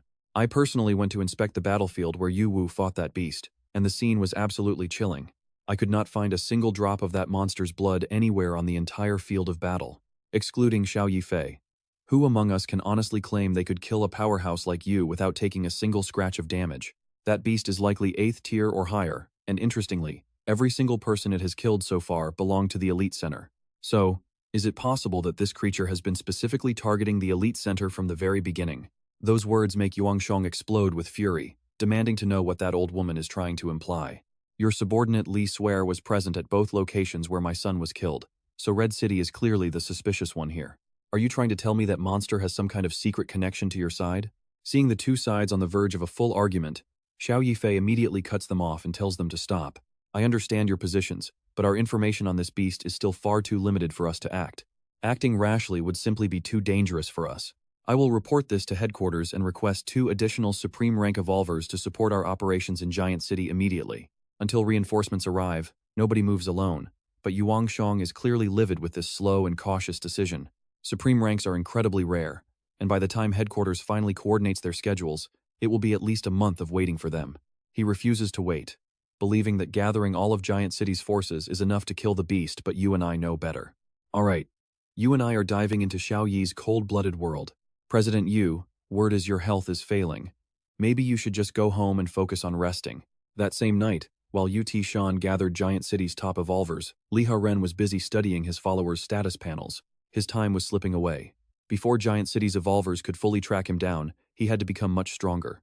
He needed to max out affection and unlock every hidden reward and exclusive piece of gear. Then, his eyes landed on Hilda's character description. The corner of his mouth twitched. Sensitive skin? Could that really be because of what he did with the cucumber? Thinking back, Hilda's reaction to the whole thing was actually pretty hilarious. Since that was the case, he decided to start with her. With a single thought, Liha Ren summoned a stunning woman with an absolutely perfect, curved figure above the array. The moment she arrived, Hilda looked around in total confusion. "My lord, this place doesn't look like a battlefield. Why summon me here?" To her shock, Liha Ren just held out his hand with a small smile. "The night is long and I'm not sleepy. I'd like to invite you for a walk. Will you join me?" Those words turned her face bright red. "What do you mean? Are you favoring me tonight?" The main character didn't give a straight answer. He just grabbed her hand. "Let's go." Hilda's heart started racing like crazy right then. Blushing, she whispered that she would follow whatever her lord wished. She was fully committed. This was the very first time she'd ever held a man's hand in her life. His warmth spread through her body. Suddenly, a notification from the system popped onto the screen. Hilda's affection jumped to 58%. A surge of pure excitement hit Liha Ren's heart. Just holding her hand did all that? At this rate, he clearly knew he had to push things much further to reach his goal. So, he led the morning banshee by the hand, dragging her quickly through a thick patch of reeds. The soft stalks and leaves brushed against her hips as they moved through the field. Now watch this. Because this is exactly where Hilda's icy composure starts to completely fall apart in these reed fields. These things are making me so sensitive. Why did we have to come here for a walk? Every stalk feels just like your hands, constantly brushing all over my skin. Before long, the system was blowing up with notifications. Hilda's affection level was rising fast. Hilda finally lowered her voice and whispered a plea. "My lord, my body feels strange. I don't think I can hold on much longer. If this continues, I'll snap." Liha Ren hadn't realized she was actually this sensitive. Last time, just drinking her blood was enough to cancel her summoning altogether. He couldn't let her vanish again before he was finished. With that thought, Liha Ren simply scooped her up and put her on his back.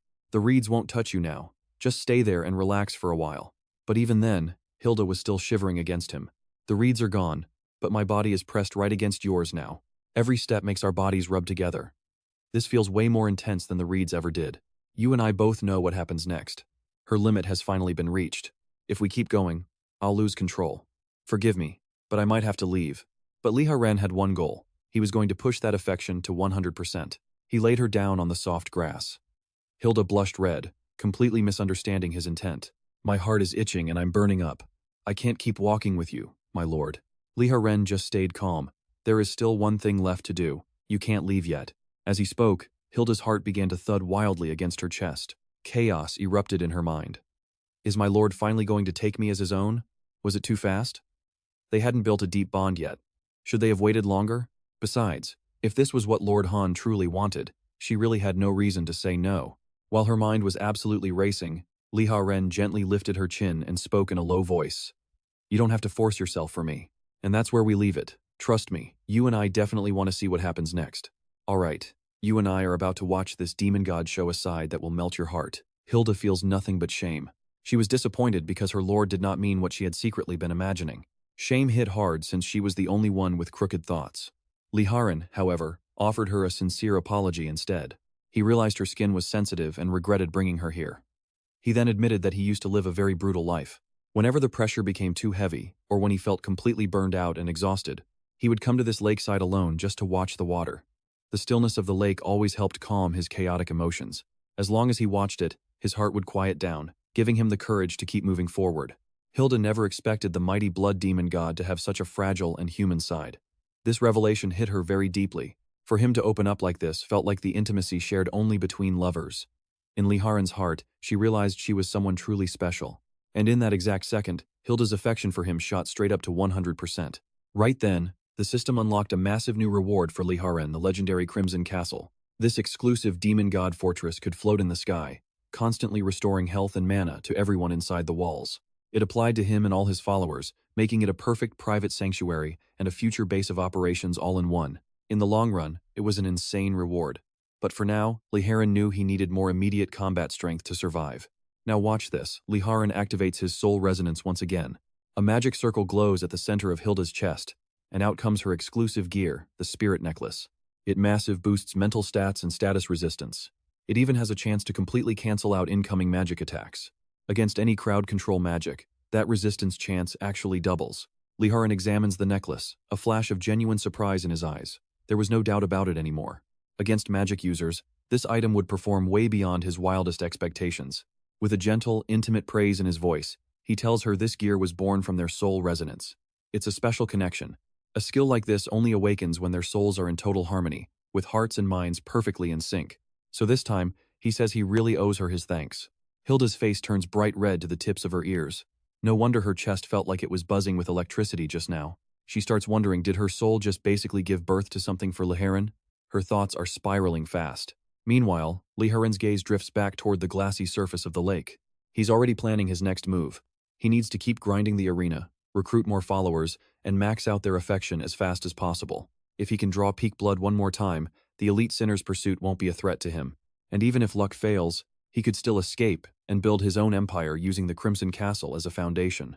Now pay attention here. Hilda suddenly wraps her arms around him from behind, catching him completely by surprise. Liha Ren stiffens with a rare hint of awkwardness, asking what is wrong. But this time, the Banshee of Morning isn't holding back. Instead, she gathers her courage and speaks her truth plainly. She admits she never knew her place in his heart was this special. To her, he is the legendary one she's always waited for. She repeats his words about being in soul harmony. Doesn't that mean the two of them were always meant to be together? Since her soul has already borne something for him, she asks a very bold question. Shouldn't her body follow her soul? Even though she's trying to stay restrained, her words make Liha Ren's heart skip a beat. He knew in that moment that Hilda had truly fallen for him completely. The Banshee of Morning slowly steps toward Liha Ren until her lips finally meet his in a long-awaited kiss. For the first time, she feels the dangerous, burning warmth radiating from deep within the demon god's body. After spending 2.5 hours together in intimate union, things reach a whole new level for them. And trust me, you and I just witnessed a level up that totally changed her life. Hilda successfully absorbs the blood demon essence, advancing her beast rank to the middle 5th tier. This massive power boost only works once per follower. Hilda gasps for air while praising Liha Ren's unbelievable strength. She tells him he's amazing for giving her the most intense experience of her life, while pushing her into a higher realm. Alright, you and I are jumping back into the action as our lead girl blushes a deep crimson. She was forced to admit it, she simply could not handle those lingering side effects anymore. Watching her, Liha Ren became convinced that Hilda's hypersensitive constitution was going to be a major problem. If he couldn't help her overcome this, it would definitely become a fatal weakness in a real fight. He glanced up at the moon and realized the night was still young. With the night still by his side, he decided to return to the arena for one more round. Before long, Liha stepped back into the preparation room of the Blood Domain arena via the system. He casually grabbed a weapon called the Yellow Prison Gourd, which offers 3 separate health restoration charges. For his support, he selected the Adventure Journey buff from the 3 available options. This was easily the most dangerous period he had ever faced. He had to grow stronger as fast as possible. Even if it meant more risk, he had to choose the path that gave him the highest rewards. Armed with his 3 exclusive pieces of equipment, Liha finally prepared for battle. He officially entered the arena to find a massive warrior guarding this floor. She was a powerhouse of speed and defense, wielding the sacred power of the sun and music.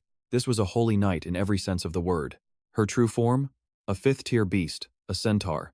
At first, she actually sounded surprisingly polite to him. Stick with me, because she just told him that while defeating Barlow was cool, he had zero hope against her. Liha just snorted, eyeing her with a mix of genuine curiosity and faint amusement. A female centaur? This is a first for me. You really are part of a rare species, aren't you? But don't you think you're acting a bit too big? Those few words instantly sent the centaur into a rage. She told him to prove himself with action, and in the next second, Liha was suddenly dragged into a dangerous abnormal state by her power. The system immediately displayed a new message. Taunted. For a set duration, his body was forced to attack the target, moving completely against his own will. Acting on pure instinct, he lunged forward, unleashing a tangled storm of blood-blade slashes.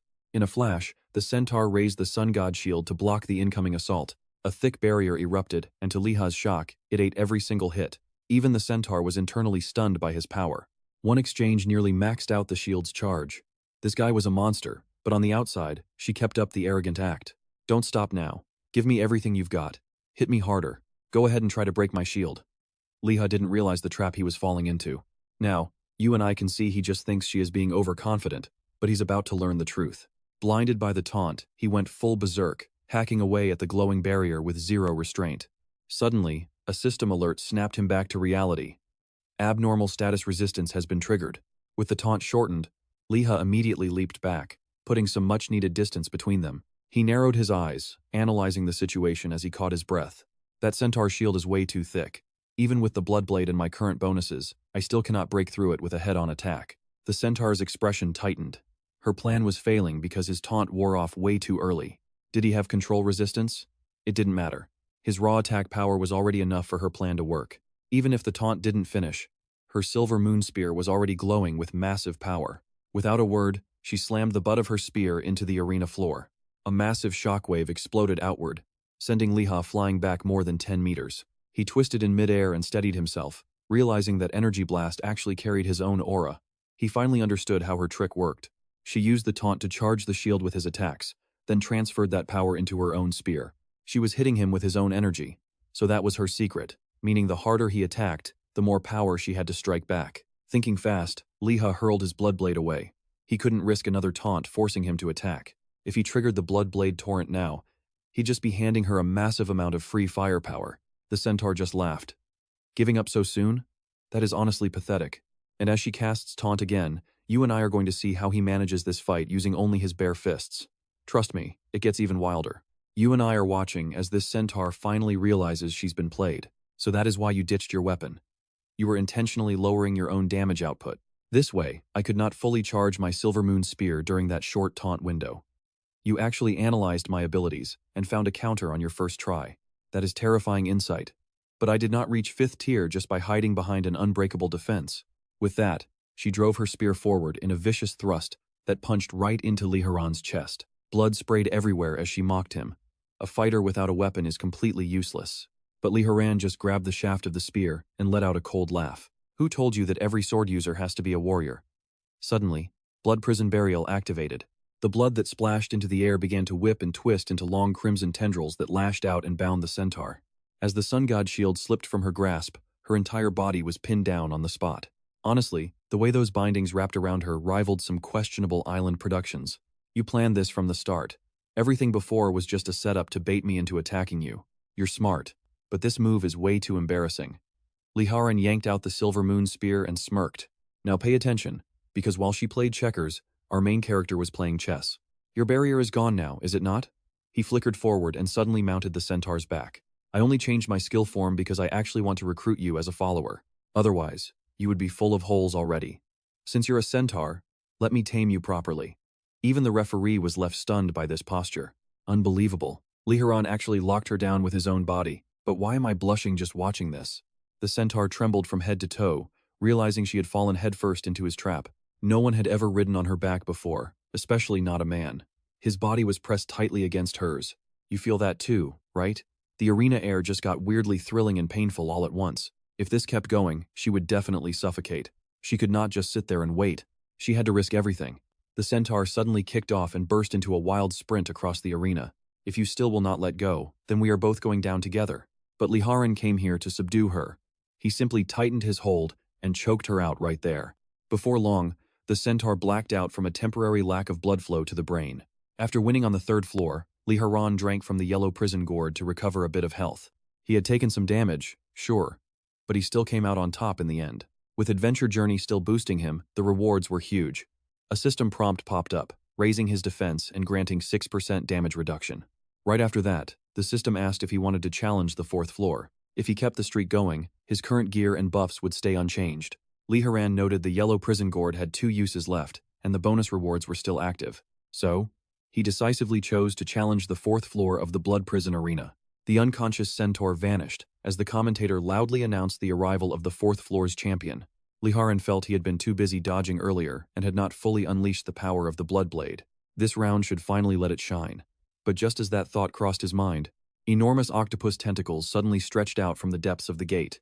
Under Liha Ren's fierce slashes, however, they were all chopped apart one after another. Severed pieces flew everywhere. They are not even on stage yet and the skills are already flying. What an impatient one. A woman with 3 eyes stepped from the shadows. She let out a sultry, dark laugh. Can't help it. Your scent is way too tempting. The moment I saw you, I started getting restless. So tell me, what is the most exciting way to play with you? Liha Ren decided she needed discipline. The monster dodged his slash with ease. Pay attention, because this part gets really wild. Then she shot out countless tentacles from the side in a snake attack. Suddenly, Liha Ren's entire body froze midair. You and I are watching a fight that is about to get messy. Tentacles smash the ground, but Liha Ren flickers away before the smoke even settles. You think you can break me with those? Not in your dreams. But those tentacles kept burrowing deeper into the soil. Suddenly, they burst out right beneath Liha Ren and completely swallowed him up in an instant. Liha Ren's eyes narrowed. She used that insane high-speed rush of tentacles to trap him. Is she trying to lock down his every move? In that split second, he lost focus. Those tentacles are already cinched tight around all 4 of his limbs. Damn it, that whole sequence was just a fake-out to mess with his senses. He fell for the bait. The tentacle monster quivers with excitement. She whispers in a sweet, twisted voice. Finally caught you, my little toy. Now, how should I break you? Just thinking about it is giving me such a rush. And let me tell you, these were clearly no ordinary tentacles. They are dripping with lethal toxins. Anyone poisoned loses 0.5% of their health every second for a full minute. Now watch this part carefully. The poison is taking a serious toll on Liha Ren's health as his life force drains. At this rate, he will not even last 2 minutes before dropping dead. The monster smugly declares the match is already over. My tentacles are covered in tiny suction mouths that latch on and never let go. They are constantly pumping potent toxins directly into your skin right now. But if you call me mistress like a good little boy, I might spare you. But as she speaks, a wave of dizzying ecstasy suddenly surges through her entire body. It turns out Liha Ren just casually bit right into one of her tentacles. He completed his daily blood-drinking quest and even gained a point of strength. Right as the tentacle monster lets her guard down, Liha Ren immediately activates Crimson Flicker to tear himself free. The monster's face turns bright red with embarrassment as she huffs and puffs in anger. That's playing dirty. You used your mouth. You actually hurt me, and now I am getting really mad. But after a few breathy moans, she realizes Liha Ren has vanished without a trace. He uses Blood Shadow Art and takes a drink from his gourd, bringing his health back up to 49%. He knows the situation is critical. One hit costs 30% of his health, and the gourd only has one use left. If this drags on, he is done for. Let's pause here, because the tentacle monster is finally starting to lose her cool and panic. Is he hiding with invisibility, waiting to strike? Which direction will he even come from? The left, the right, or above? Suddenly, a sharp pillar of blood bursts from underground, grazing her chest and staining her skin red. After that, countless blood pillars erupt from beneath the earth, stabbing at her from every angle. At first, she uses her tentacles to frantically dodge the strikes. She relies on her tentacles to weave through the chaos, but Liha Ren is already reading her movements and cutting off her escape routes in advance. As a dense forest of blood pillars tears through the ground, the lower half of the monster is finally nailed firmly in place. Humiliated and furious, she cries out that he has absolutely no mercy for a lady. She is seriously angry now. But at that exact moment, Liha Ren reveals himself behind her and coldly asks, "Mercy? I'll think about that after I've taken you in." Then he swings his blade with brutal force, unleashing a sword wave that severs every single tentacle attached to her body. Her body lurches as she crashes awkwardly to the hard ground. At the same time, she starts bleeding out, losing health every single second. Her arrogance is gone. Only pure rage remains. She curses him for what he has done. "Damn you! How dare you leave my body in this state? I will never forgive you." Meanwhile, Liha Ren is still suffering from poison, and his health has dropped to 39%. This 5th-tier beast is seriously terrifying. That poison alone made him pay a heavy price. Liha Ren decisively drinks the last drop from his gourd and restores another 15% of his health. The monster instinctively drags herself backward as blood dyes the entire arena red. Liha Ren raises his blood blade high. He says coldly, "Without the tentacles you are so proud of, what can you still do? Your end is already decided." Suddenly, the monster pretends to surrender and says in a pitiful voice, "Wait, I was wrong. Please, I was blind to your greatness." And that is where we leave it for now, with her third eye firing a purple beam of light at point-blank range. Alright, you and I are back in the action where a lucky necklace just saved Liha Ren from a lethal magic blast. Hilda's spirit necklace activated just in time, completely erasing that deadly eye beam before it could even land. The tentacle monster was left frozen in shock, unable to grasp why her ultimate skill simply vanished. Liha Ren didn't take a single scratch, but that pathetic sneak attack only made him furious. Seeing his murderous expression, the monster started desperately begging for her life again. "I really messed up this time, I swear. I surrender, please just let me go." But before she could finish, Liha Ren swung his blood blade with sheer violence, ripping her chest open in one heavy, final strike. Looking at the broken monster collapsed on the ground, Liha said coldly. I would never trust a single word out of your mouth. From now on, you're going to need some serious discipline. The gold-tier commentator officially announced Liha Ren's total victory. For winning, he claimed 3 rewards. Not only did his poison resistance spike, but he even unlocked the guardian skill, Tentacle Strangle. Even Liha Ren was surprised to stumble upon a rare skill like that by pure accident. That was a massive bonus. This dangerous journey was definitely starting to pay off for him. Afterward, the announcer warned Liha Ren that every 5 floors of this blood prison feature a boss defender, and they're all absolute nightmares. The difficulty is about to skyrocket. The next floor belongs to the legendary Medusa herself. And pay attention, you and I both know that fighting a Gorgon without serious prep is a total death sentence. Otherwise, the fallout will be catastrophic. Liha Ren thanked Sally for the tip and exited the arena. Before long, the first light of morning finally arrived. Monique, the succubus, stayed by his side the whole night, carefully applying medicine and changing out his bloodied bandages. But Liha felt that after taking a health potion, being wrapped up like a mummy was probably a bit overkill for his wounds. Monique, however, wouldn't hear it. She insisted that he could not take his recovery lightly. A body as perfect as her master's couldn't be allowed to have even the tiniest scar on it. Plus, this was the first time she had seen him so badly hurt, and it truly broke her heart. Liha Ren understood how Monique felt, but he knew that if he wanted more power, getting bloodied was just part of the deal. In a world this cruel, if he wanted to survive, he had to risk everything to reach the top. Meanwhile, at the hospital, Wu Tianxiang was whispering with a nurse. By the time the association elites get here, it will already be too late. If it's not their own family dying, those heartless bastards won't lift a single finger to help us. I'm running out of time. If I can't avenge my sons, I won't be able to die in peace. The nurse claimed there were still some brave fighters out there. And at the guild, I might find a way to recruit some allies. I'm just the private doctor you brought home from Beast City. No one here knows who I am, but stick with me. Because this doctor's true, greedy nature is about to be revealed as she hunts the inheritance. She coldly pointed out that both heirs of the elite center were already dead, hoping her name would be added to that massive inheritance the moment the job was finished. Nightfall. Near a Justice Guild outpost, Dr. Lu Yao's suspicious movements quickly caught the attention of the sentries on duty. The guards shouted that a beast was on the loose and Lu Jiangyi had given strict orders to stay inside. We are stationed here by his command, and no one leaves the city without a permit. But as soon as they finished speaking, Lu Yao's hair suddenly exploded outward, piercing every guard within 10 steps and dangling their limp bodies high in the night air. Within seconds, their corpses shriveled into dry husks as every drop of life was drained away. Yet, Lu Yao just put on a fake, regretful face and sighed. What a shame. I really didn't want to do this. But that old man is dying, and his massive inheritance is just way too tempting for me to pass up. I just couldn't resist. This vial is a special potion I made using the beast energy found on the second young master's body. With my medical skills, ordinary people would never be able to tell the difference between this and the real thing. Once I pour this out, it will be just another slaughter blamed on that monster. Wu Tianxiang, your fortune is basically mine. Over the next few days, Lu Yao repeated the same bloody trick. She attacked young fighters from different guilds, using her potion to frame Liha Ren for every single murder. Those gruesome crimes caught the eye of Lu Jiangyi, a peak legendary rank. His face darkened as he recognized that exact same beast aura. This is a direct insult to the Justice Guild, and let's see how this legendary war unfolds together. Alright, you and I are heading back to see Lu Xuen, who is in a totally miserable mood. She finally scraped together a team only to watch them get slaughtered in a single night.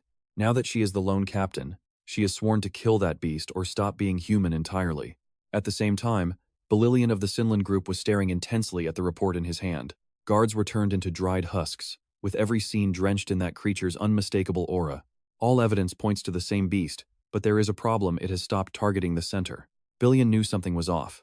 Meanwhile, Li Swear was busy with yoga, trying to master some truly difficult poses. As far as she is concerned, there is no way her master would attack the city's outposts for no reason. It sounded ridiculous to her. But that is when her mother suddenly barged in with a heavy frown. Her mother asked if she had stopped yoga long ago, and if something was bothering her. Li was stunned. Why was she there? They had not spoken in years. Li Hongping looked back with visible guilt. She apologized for hiding Li's identity and being too busy with work to be a mother all these years. But that beast from before has committed several more bloody crimes across the city just recently. She was genuinely worried about her daughter, so she came to check on her.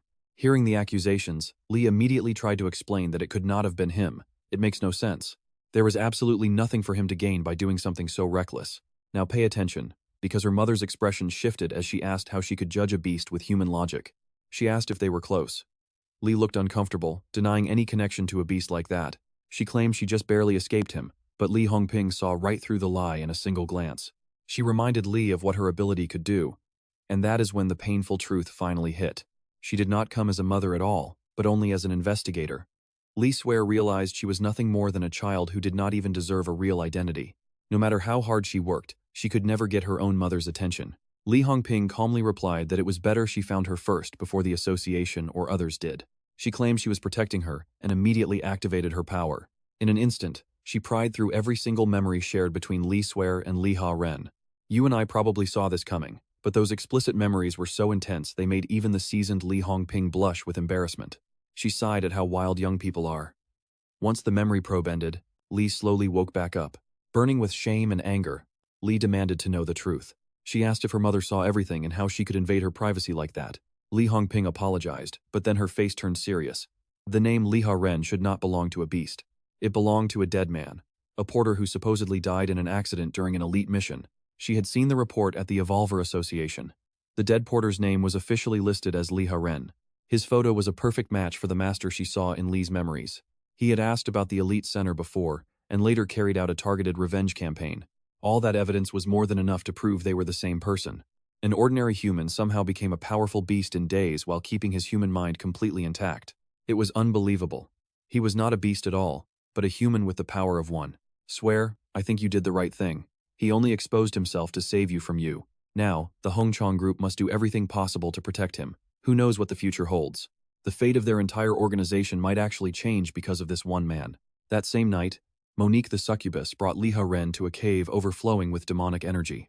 It was crawling with beasts, making it the perfect spot for them to grind some levels. The only issue was the darkness. Monique complained that she could barely see a single thing. Liha Ren had a night affinity though, so he was actually getting a power boost from the shadows.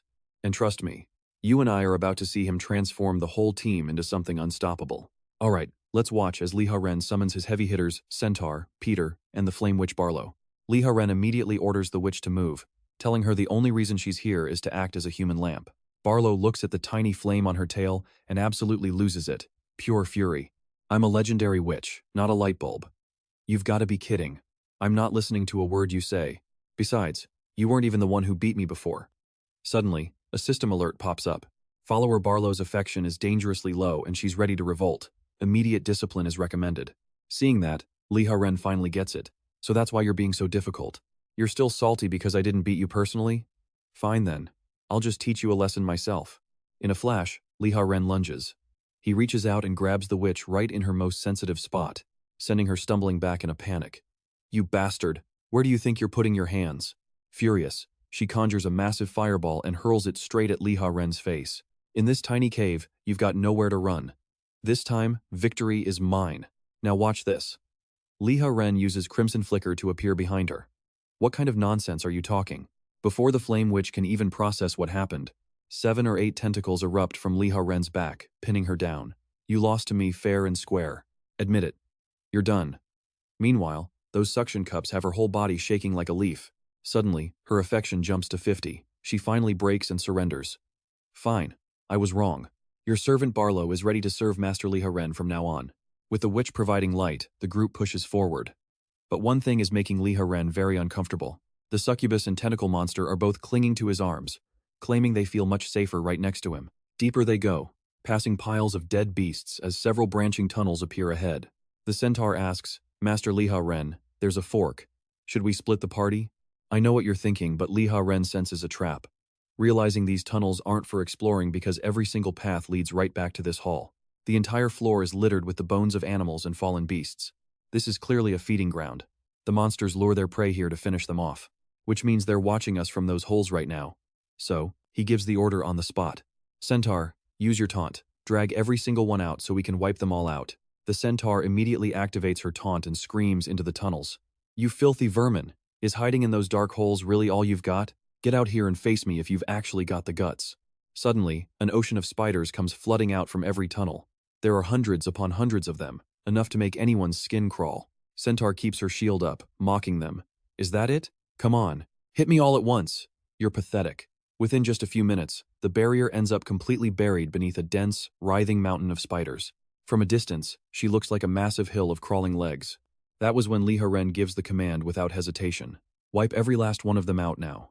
The second those words leave his mouth, the succubus, Peter, and Barlow unleash their ultimate area attacks all at once. In an instant, every spider is annihilated. Immediately after, a massive flood of system notifications for level gains starts exploding across the entire screen. Liha Ren hits level 36 and unlocks a new skill, Demon Hand. It lets him grab targets from a distance, but his expression stays grim despite the massive experience gain. If there are this many small fry, a king must be nearby. But that thing didn't react to the taunt. So, where is it hiding? The tunnels are too small for a boss. Could it be? Right above them?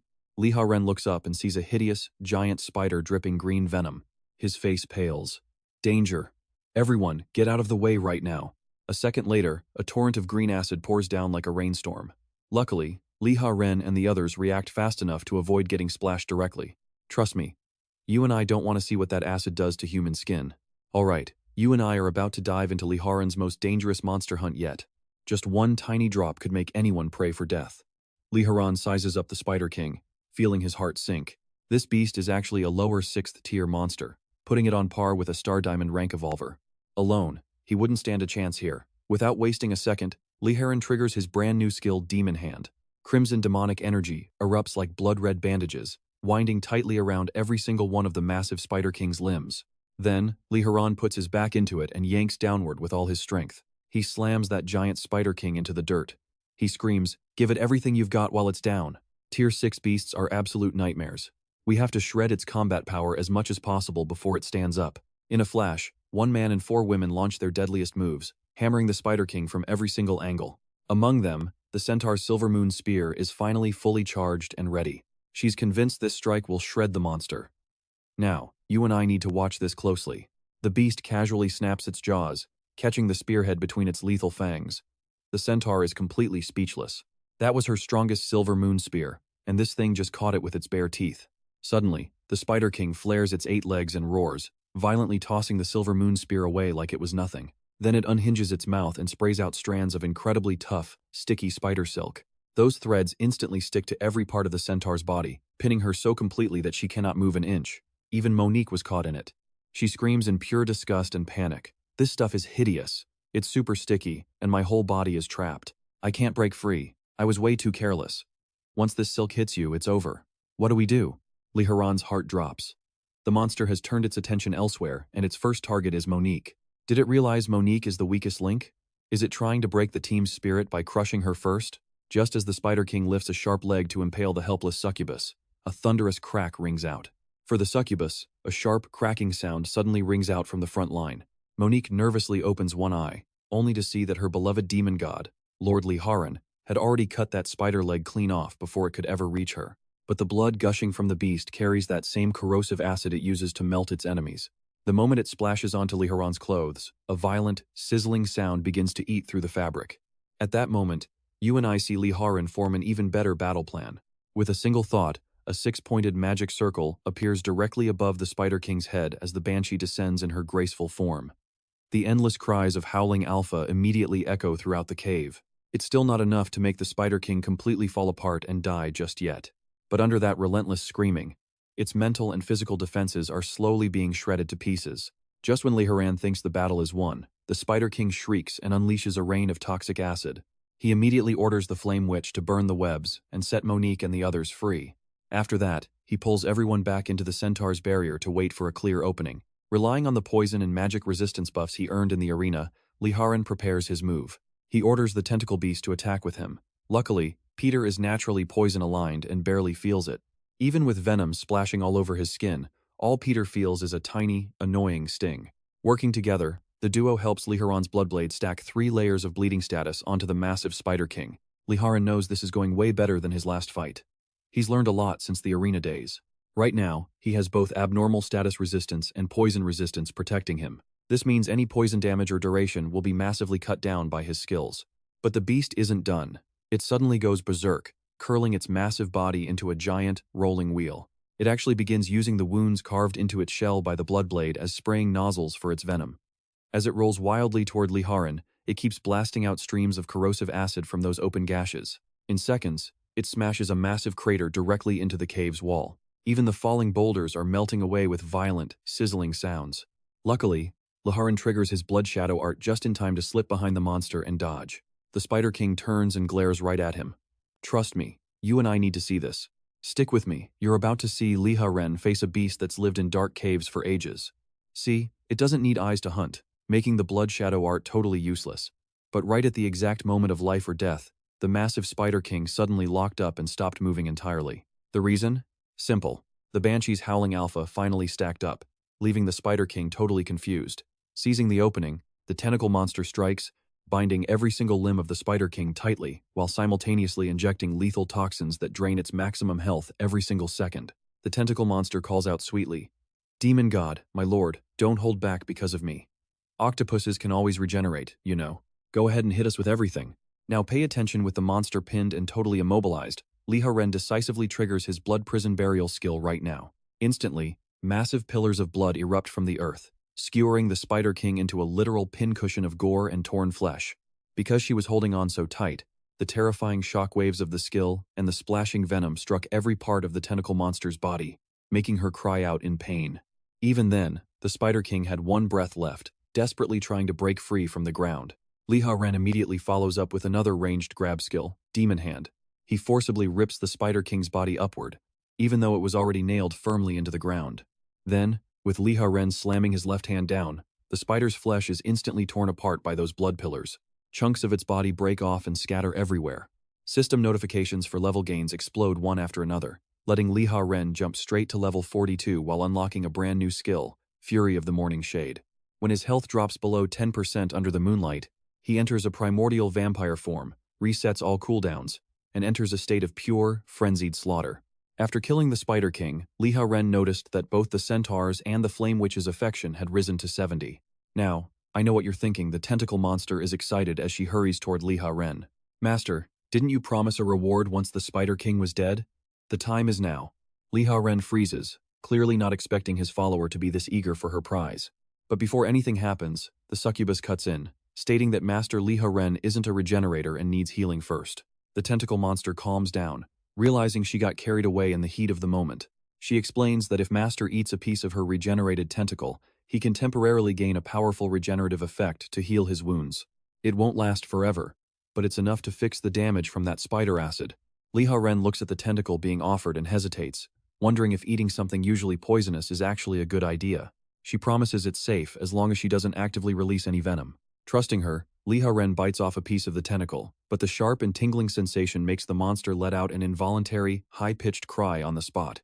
The other followers instantly turn red because no matter how you look at it, this healing method feels way too intimate. Seeing that it actually works, the succubus and the banshee suddenly get very interested too. The monster just sighs. "Since everyone is hurt, let's just recover together," she says to the troublesome group of followers. Time passes as they heal, but once they recover, the atmosphere in the room feels strangely heavy and charged. Even Liha Ren feels his blood racing and his heart pounding in his chest. The tentacle monster shyly explains that this method has a small side effect for a short time. Everyone gets influenced by her current emotional state and feelings. Liha Ren finally understands why his body is heating up. He's being directly affected by her intense emotions. If he's reacting this strongly, then the others must be struggling even harder to stay calm. With that thought, he turns to his blushing followers, and the banshee is the first one to step up and complain. "I'm one of your ace supports too, Master. I put in plenty of work and used my voice from start to finish. Don't I deserve a reward too?" Hearing that, the succubus joins in to get her own piece of the action. "I know I held Master back this time, but I'll work even harder later. So, can I get a little encouragement too? Trust me, you and I can see the Flame Witch is unconvinced she wants credit for doing the most damage. Alright, you and I are back, where the tentacle monster is already pushing forward, demanding her rewards based on merit. She argues that without her, the team would have melted from acid poison, so she deserves to be the first rewarded." Liha Ronen's voice suddenly turns firm. Clearly, these followers still don't understand the gravity of the situation they're in.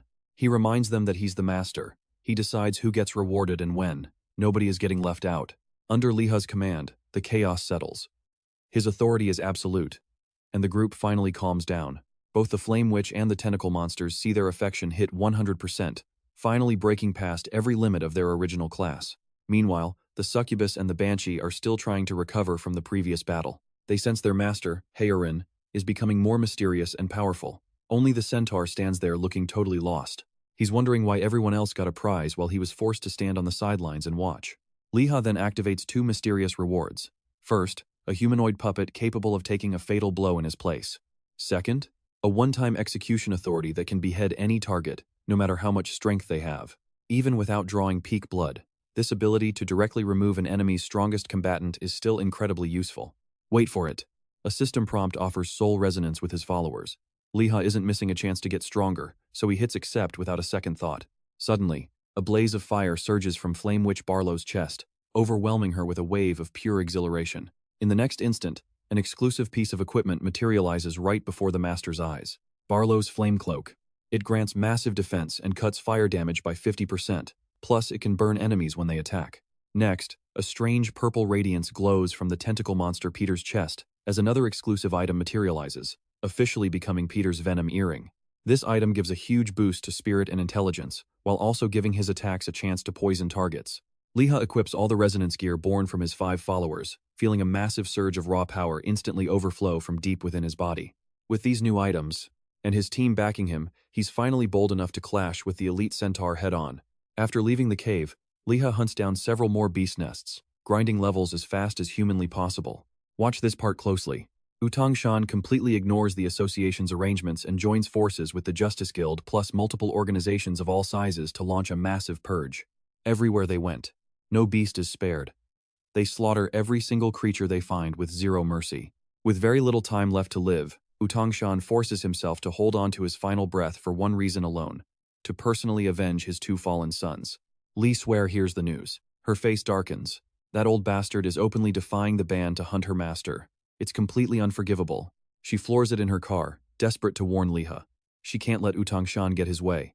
She has to reach him first. She won't allow those people to ambush her master. But a few hours later, Utangshan and Lu Yao stumble onto the succubus village by pure accident. Lu Yao senses the surroundings and notes a faint trace of a beast's aura lingering in the air. This place is near where the young masters ran into trouble. This village is suspicious, to say the least. Even if the beast is gone, this place is clearly connected. Utangshan answers her with a cold, heartless voice. He'd rather kill everyone than let the target escape. Kill them all, leave no one alive. He wants his enemy to taste the pain of losing everything. With a single gesture, he points forward. Suddenly, the clouds split as massive meteors rain down like flaming stars, crashing one after another directly into the center of the helpless succubus village. Buildings collapse like fragile toy blocks. Fire rages into the sky. Within seconds, the entire village is swallowed by a literal sea of flames. Terrified succubi flee for their lives, abandoning their home to escape the perimeter. Among them, one succubus struggles to keep up with the group, weighed down by her own heavy chest. She trips as a chill runs through her. You and I definitely won't want to miss what happens next. Alright, you and I are seeing why these meteors are pinpointing one single village. This is 0% natural, it is a calculated massacre. Just as that realization hits, deadly figures begin crawling out from the suffocating thick smoke. One man grins with pure, twisted excitement. Finally, he founded a secret village filled with nothing but beautiful succubi. Unreal. I have never seen so many in one spot. This is really getting my blood pumping. They are gorgeous creatures, honestly. It is a waste to kill them, but President Yu wants them erased.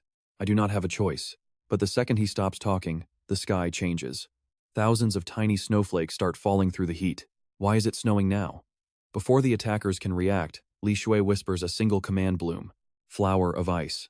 Instantly, every suspended snowflake erupts into a deadly, frozen blossom across the entire battlefield. Stick with me here. 3 peak gold rank awakened get deleted instantly. The succubi can only watch in total disbelief. Those men died in a heartbeat. But there are no ice element users in our whole village. Who is our savior? Did Master Han return? Suddenly, Li Shui steps out and reveals her true form. The wings and tail match Monique exactly. There is no doubt now this is the hidden succubus village tied to Monique. Li Shui steps forward to calm the crowd. So, you all really are Master Han's loyal subordinates. Relax. I am a friend to Han and Monique. As long as I am standing, no one touches you. Since Master is not here, I will protect this place in his name. She releases a massive surge of frost energy, instantly snuffing out every single flame in the village with one cold and violent blast. Up on the cliff, Lu Yao watches in horror. Is that not Li Shui from the Hongchang group? She is definitely a beast. The file said she was only low gold rank. How is she this powerful? Yu Tianxian just scoffs. Strong or not, she is a traitor. Li Shui looks up at the guild members gathered on the ridgeline. She screams out, "Do not let that old bastard from the elite sinner lie to you. Now, Pay attention to this. The killer behind those massacres is not a beast. The real monster is standing right next to you. Yu Tianxian is just using you all for his personal revenge. Every one of you is being played. Lu Jiangyi frowns and turns to the leader. President Yu, what exactly is she talking about? I ignored the association's ban and brought my men out here because I trusted your word. You owe me an answer. Yu Tianshan does not even blink. So, you would rather trust a beast-loving traitor than me? I am out here risking everything to save humanity, and you question my motives? Has your brain finally rotted away, brother? Li Shui raises her voice louder. Our group already reported your illegal hunt and the truth behind the giant city attacks to the association. The evidence is already being processed. Xiao Fei is on her way right now.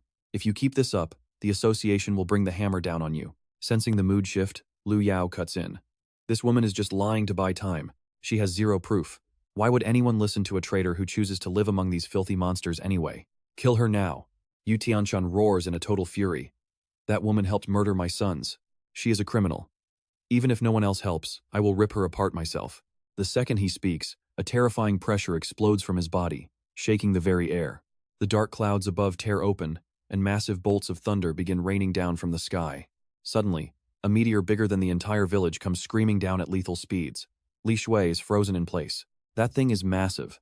If she moves, the succubi are dead. If she stays, she is crushed. Can she actually stop something that huge? Before she can even decide, a red blur flashes forward. A crimson figure takes the meteor head-on. Thousands of sword energy strands weave into a massive web, slicing through the heavens. In an instant, the giant rock shatters into tiny pebbles, raining down harmlessly, like dust. The threat is gone. Li Han had only been gone a few days, yet it feels like someone tried to burn his house down. He looks at Yu Tianshan coldly. You wanted revenge, right? Well, here is your shot. His demon wings unfurl, granting him flight and a 30% speed boost right now. While airborne, he deals 20% more damage.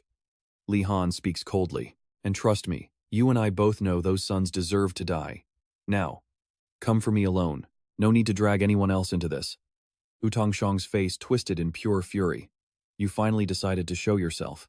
Stick with me here. Wu Tang has dreamed of this death every night, and now he can finally die happy. With a sharp snap of his hand, eerie flames coiled around him before 3 colored blasts shot straight at Liha Ren. Liha Ren barely dodged at the last second as the blazing Samadhi heaven fire came crashing down. His heart sank. That was close.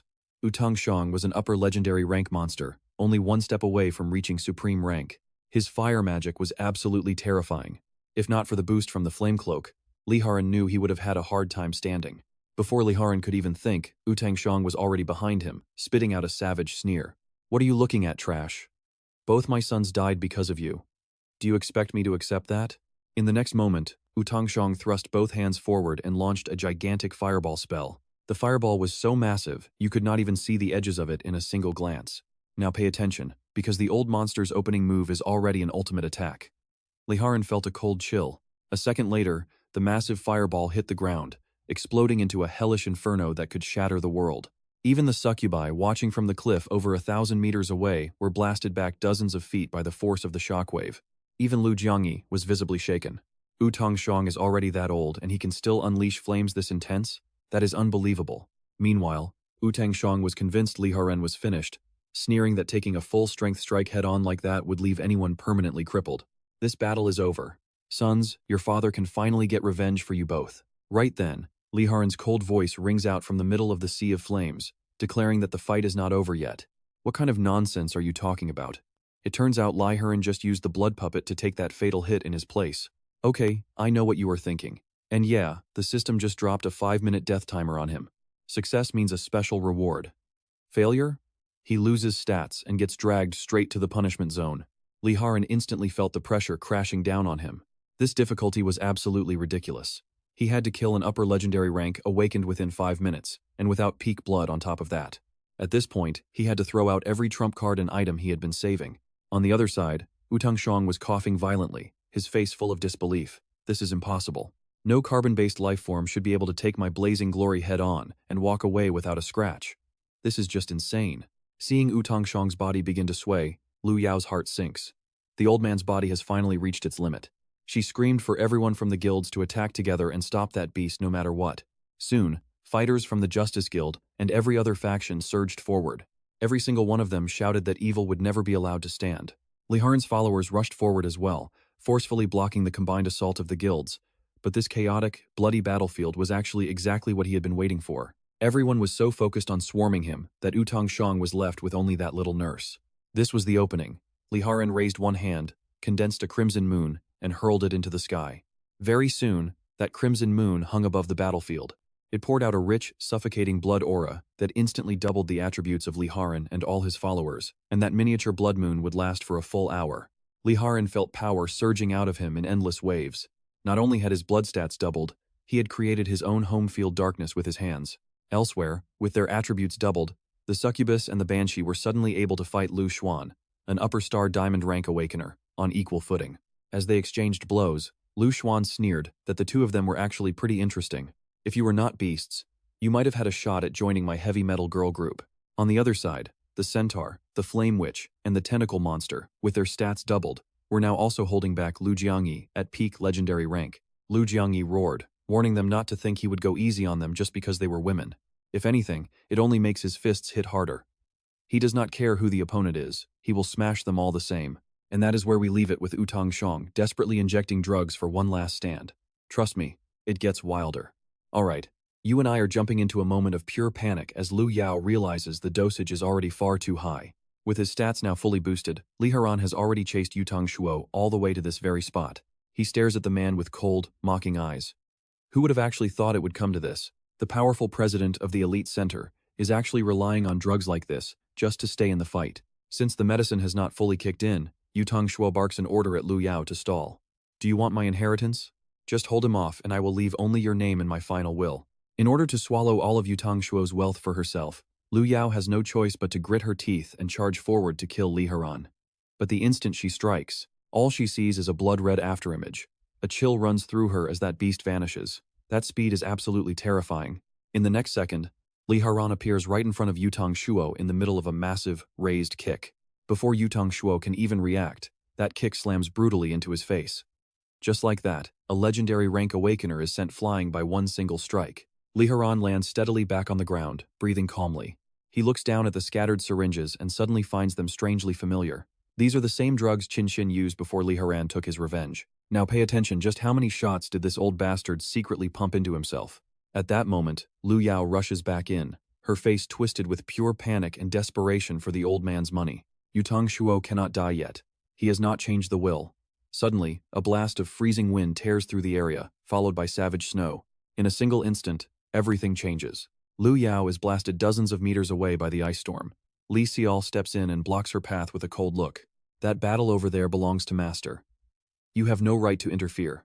If you want to fight, then fight me. Lu Yao sneers with total disgust. How shameless. You call a beast your master? Even a freak like me thinks that is twisted.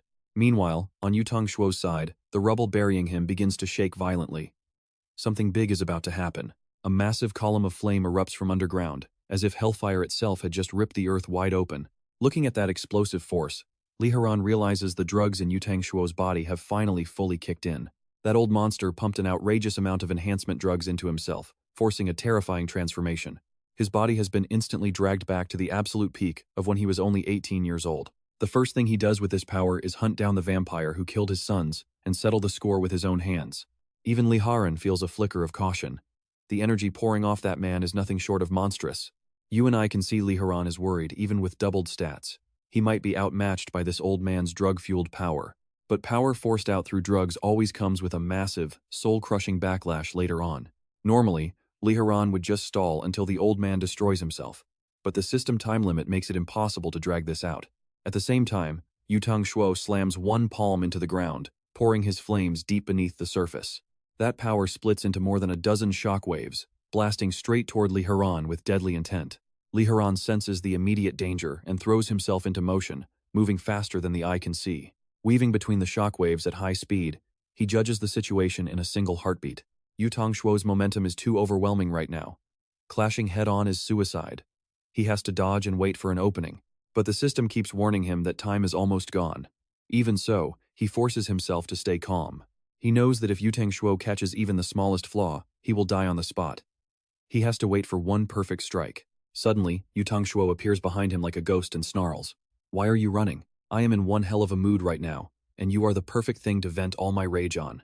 With that, Yu Tongshuo drives a punch straight into Liha Ren, smashing him deep into the broken ground.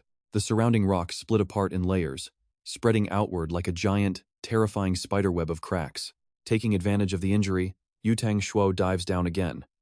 The impact looks like a meteor striking the earth. A storm of dust and stone kicks up, tearing apart everything in the surrounding area with raw force. Maybe he took too many drugs, or maybe he has simply gone completely insane from the power surge.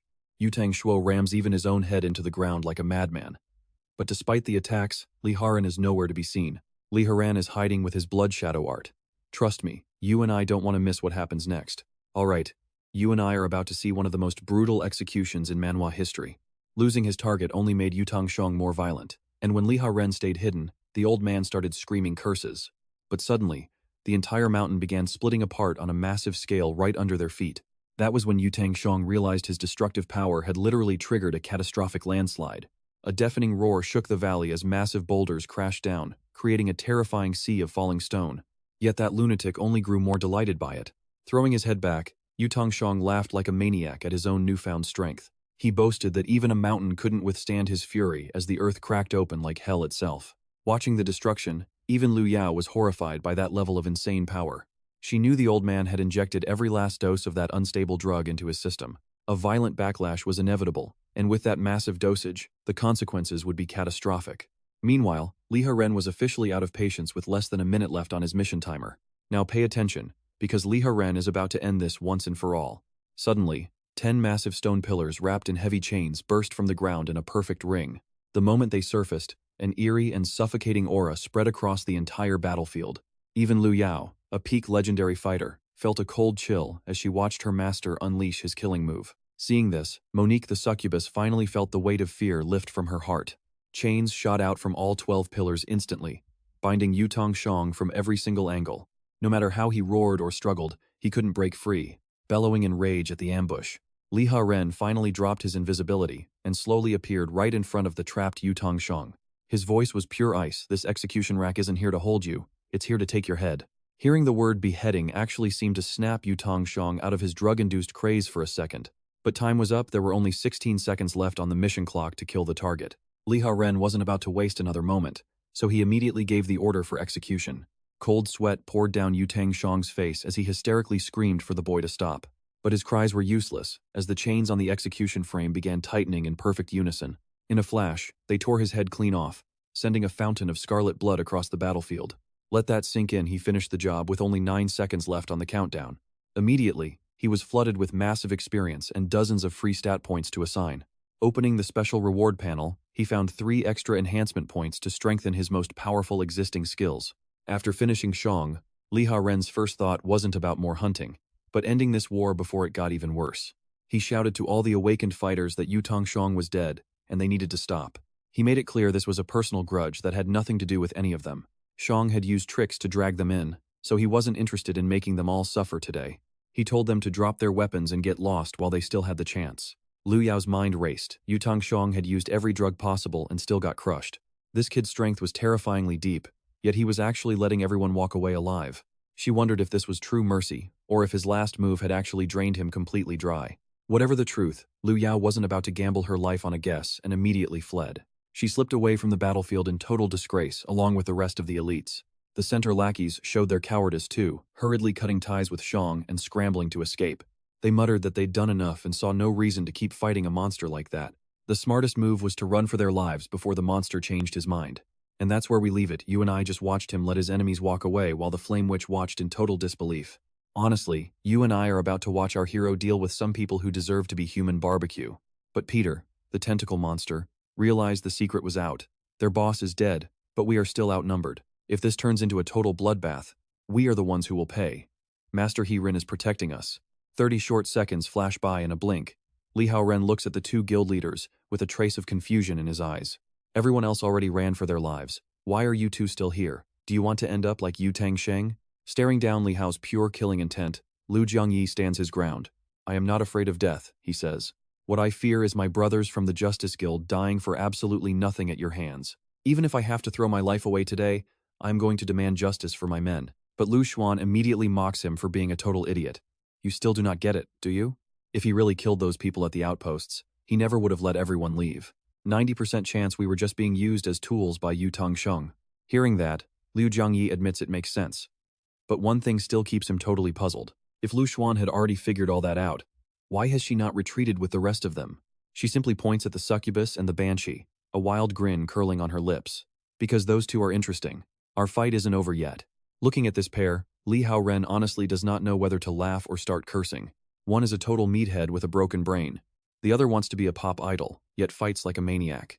What an absolutely ridiculous pair. Now pay attention here because even though his head is gone, this villain is far from finished. His headless corpse is actually moving again. Even Li Hao is caught off guard. The man was clearly dead. So how the hell is he standing again? It is only when the corpse's flesh is torn open by the swelling power that Liha Ren finally understands.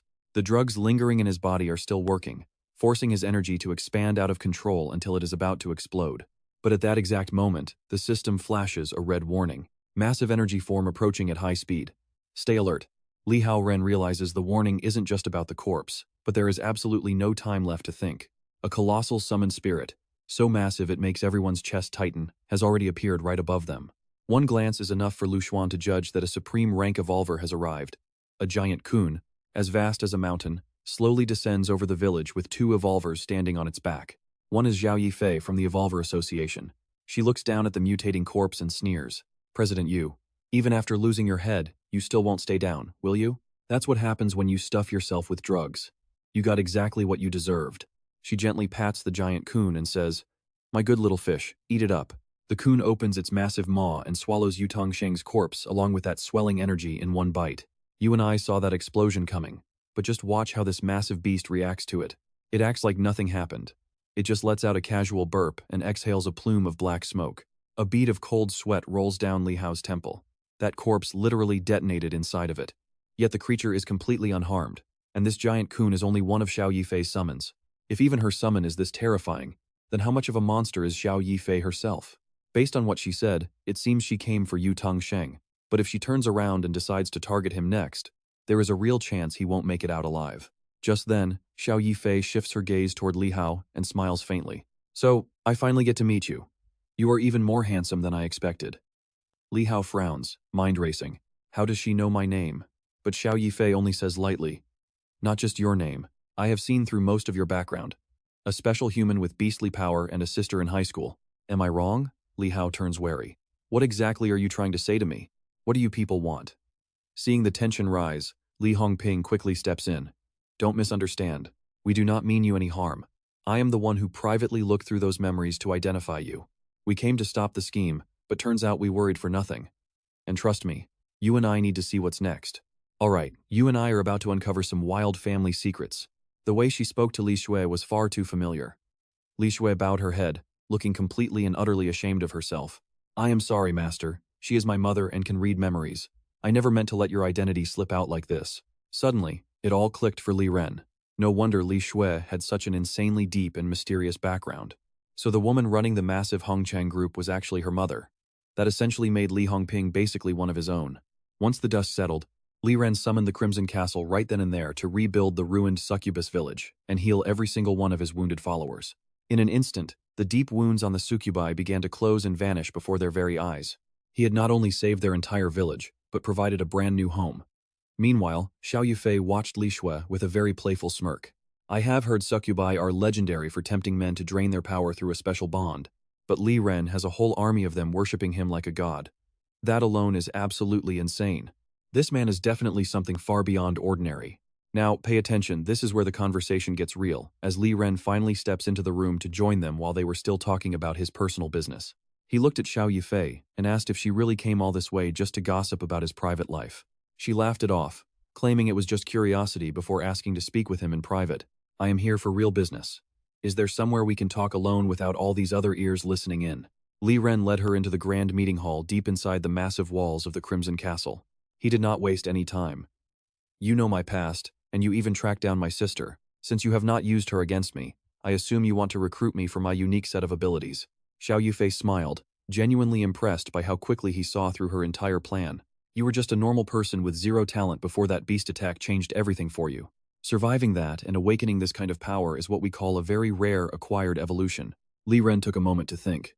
From their perspective, That explanation actually made a lot of sense for his massive transformation. That is why I am formally inviting you to join the Elite Evolver Association. You have both human and beast traits, meaning you can handle missions that normal members simply cannot touch. If you sign up, I will personally make sure you get special treatment. As long as your followers do not hurt anyone, the association will provide all of you official protection. You will never have to worry about being hunted by state teams again. I can even grant you limited freedom to move around the city without causing any public panic. Plus, we will give your sister the best education and a safe life, far away from all this violence and conflict, allowing her to live a very stable life. Stick with me, we both know this is the one offer he absolutely cannot refuse to take. There is no need to wait. I am happy with these terms and I accept your offer. Even though he could hide his aura, living as a hunted man was becoming a massive burden on him. Having a legal identity would make his life 10 times easier in the human world. Xiao Yifei nodded, clearly liking his fast decision. Perfect. Let us get started.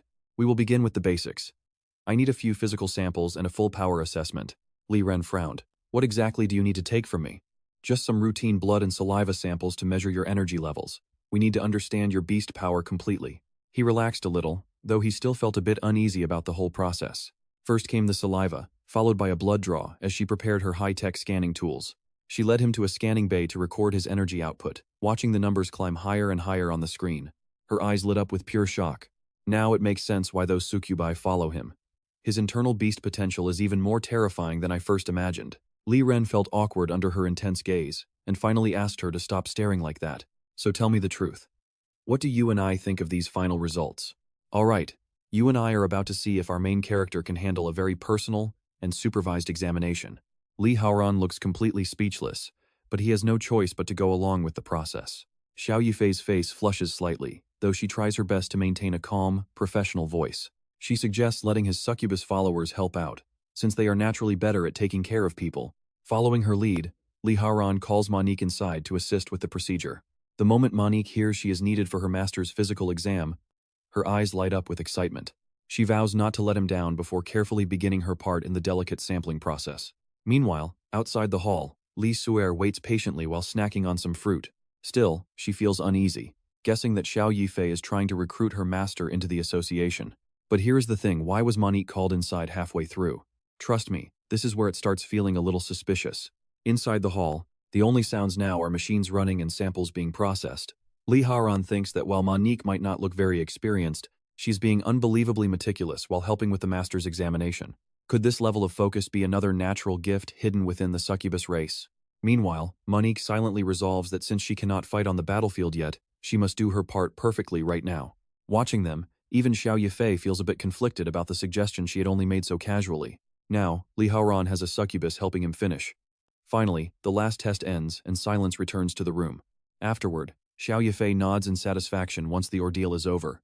Everything looks good. Saliva, blood, and every other required sample have been collected. She thanks them both for their help. She will send everything to headquarters for analysis immediately, while Monique softly asks Liha Ren if her performance was enough to satisfy him. Letting out a long breath, Liha Ren nods and tells her he is very satisfied. She really was a huge help. With everything settled, Xiao Yifei prepares to take her leave. Alright, my work here is finished. This place just went through a massive battle and there is quite a mess to handle. You still have a lot to clean up here, so I will leave you to it. In 1 week, expect your assessment. When that day comes, I will come back and pick you up personally. Liha Ren is caught totally off guard, having never heard anything about an evolution assessment before. Xiao explains that the association needs a baseline of his actual strength before he can officially join. Every new member has to go through it, and you are no exception. I can already tell your beast power weakens noticeably during the day. Your real power only truly awakens when the sun goes down, doesn't it? That is why I will schedule your assessment for the very end. By the time it is your turn, night will fall. You and I can see why he is nervous. The perception of a supreme rank evolver is absolutely terrifying. Xiao Yifei teases him with a smile, telling him he better perform well after she gave him such good terms. He needs to aim for a high rank to make her look good to her superiors. Outside the window, a stray tentacle secretly peeks in without anyone noticing. But the moment Li Suer spots the spy, she immediately scolds the monster. You have some nerve spying on the master like that. That is not how a proper subordinate behaves. So, what exactly did you see? In response, the tentacle monster only lets out a mischievous, knowing laugh. It claims to have seen something absolutely incredible, making a mysterious little hand gesture near its mouth while acting all secretive about it. Li Suer immediately flushes and stares at the gesture in total confusion, only half understanding the implication. She wonders what on earth that motion is supposed to mean. As the two of them gossip, Liha Ren suddenly appears behind them. What are you two talking about? Why do you both look so embarrassed? Li Suer quickly mimics the gesture and asks her master what this motion is even supposed to mean. Li Haoran freezes on the spot, his ears turning bright red as he gives her a very vague, awkward answer. You will understand when you are older. Soon, night falls, and Li Haoran stands alone atop his castle, lost in deep thought. He killed Wu Tiansheng in front of everyone, but the truth is he only succeeded because of the blood moon boost and his execution authority. And that is the cliffhanger. If he enters the assessment with just his real strength, will he fall short of our expectations? Stick with me, this is wild. Why would the association offer such amazing terms when he only had 7 days left to prove himself? He had to grow much stronger as fast as possible, at least enough to prove the association's special treatment was totally justified. Just then, Monique suddenly appears behind him and asks softly if the upcoming evolution rank assessment is weighing on his mind. Liha Ren looks stunned and asks her how she could possibly know exactly what he was thinking. Monique replies seriously, knowing her master always seeks more power and that this assessment is everything to him. She tells him that if he isn't afraid of a little pain, she has a way to help him grow stronger fast. Li Huron's eyes lit up instantly. He tells her he isn't afraid of hard work and demands to know the secret. Monique lowers her voice, asking if the master has ever heard the ancient legends regarding the succubus race. Their true power comes from a legendary gift passed down by their very first ancestors. Those ancestors used an extremely intimate form of energy exchange to draw essence and power from a partner to strengthen themselves. Modern succubi rarely rely on those old methods anymore. However, that primal ability is still hard-coded deep within their very bloodline. The best part? It works both ways, allowing a succubus to choose to transfer her own power into her master. Li Huron's brain starts racing as his expression turns incredibly complicated. Now, pay attention, because what Monique is suggesting here is basically every main character's wildest dream. Monique blushes, nodding that while it might be exhausting for the master, it is easily one of the fastest training methods. She reminds him that he didn't just save them from the half-orc threat, he rebuilt their entire ruined village into this castle. To the villagers, he is practically a guardian god, and they would all be willing to cooperate to help him grow. Liha Ren still flinches at the thought. Sure, but there are 200 succubi in this village. No matter how I look at it, this sounds like it might actually kill me from pure exhaustion. Still, leaving such a massive resource unused felt like a total waste. He had already tried maxing out the affection of the other succubi, but aside from Monique, none of them could trigger those mysterious rewards, and that vital soul resonance just would not form either. This means if he wants to get stronger through them, this path might be the only one he has left. After a fierce struggle, he nods with a flushed face. Trust me, you and I really need to see what happens next. Let's dive into the most insane training session for our main character, Liha Ren. With the demon godlord's approval, Monique is beaming with excitement.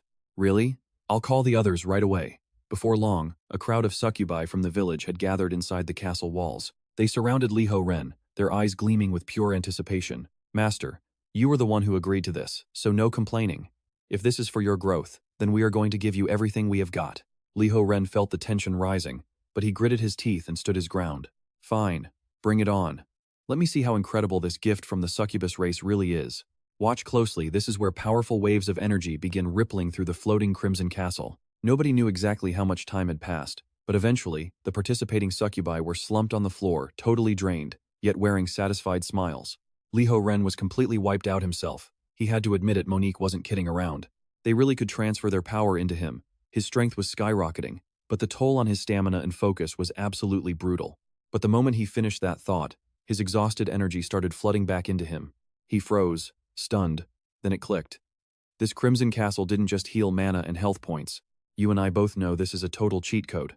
Inside these castle walls, his recovery is practically endless and totally infinite. Even better, the other succubi were bouncing back just as fast.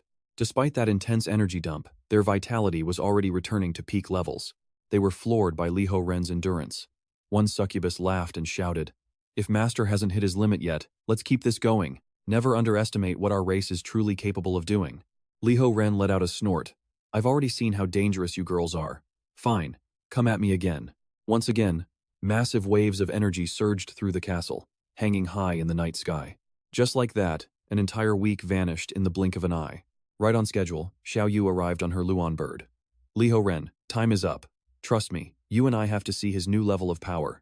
You and I are about to see if our main character can truly survive the major leagues. Ready? Let's go." Soon, he boarded the Luan bird, following Xiao Yuifei toward the Evolver Association headquarters.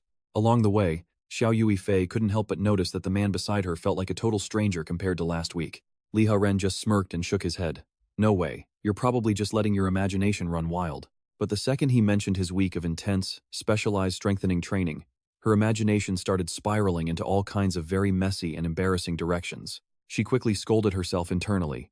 What is wrong with me? Why is my mind drifting towards such weird things right now? Ever since she saw that succubus helping Liha Ren with his exams, her train of thought had basically gone off the rails. Noticing Xiao Yuifei's face turning bright red, Liha Ren asked, "Why are you blushing? Are you sick?" She immediately looked away. "Stop talking. It is none of your business." Liha Ren laughed quietly. For a supreme rank powerhouse, she had a surprisingly cute, tsundere side to her. Meanwhile, over at the Evolver Association headquarters in B City, a massive crowd of Evolvers lined up to undergo their official rank evaluations. Reaching the middle rank was a guaranteed ticket into the training system of any major power, which is why most people were just aiming for silver. But the second everyone heard that someone had actually scored at the upper gold rank, envious eyes everywhere turned toward the entrance. There stood a red-haired guy, shouting with enough smug pride to fill the room. Do you people even understand the feeling of being rated upper gold at only 18? Come on, hurry up and bow to this genius. If you want an autograph, get in line. Everyone gets a turn. Most people just thought Mafugi was being a total jerk. Now watch this with me, because something is about to come hurtling out of the sky with massive force. The impact was so insane that every Evolver present turned to look. People started shouting, wondering if a literal meteor had just smashed into the center, but once the dust finally settled, it wasn't a rock at all. Standing there was a supreme rank Evolver, with a figure so perfect, she looked unreal. Lin Yingyang looked around and realized she was early. The human with that beastly power hadn't shown his face yet. Every male Evolver there was frozen in shock the moment Lin Yingyang landed in front of them. Some whispered that she looked even better in person than she did on the television screens. Others were just confused why someone of her high status would bother coming to a basic assessment center. Even the narcissist Ma Fugui assumed that news of his gold rank had reached the ears of a true legend. He started acting all smug, wondering if Lin Yingyang was there specifically to recruit him into her guild.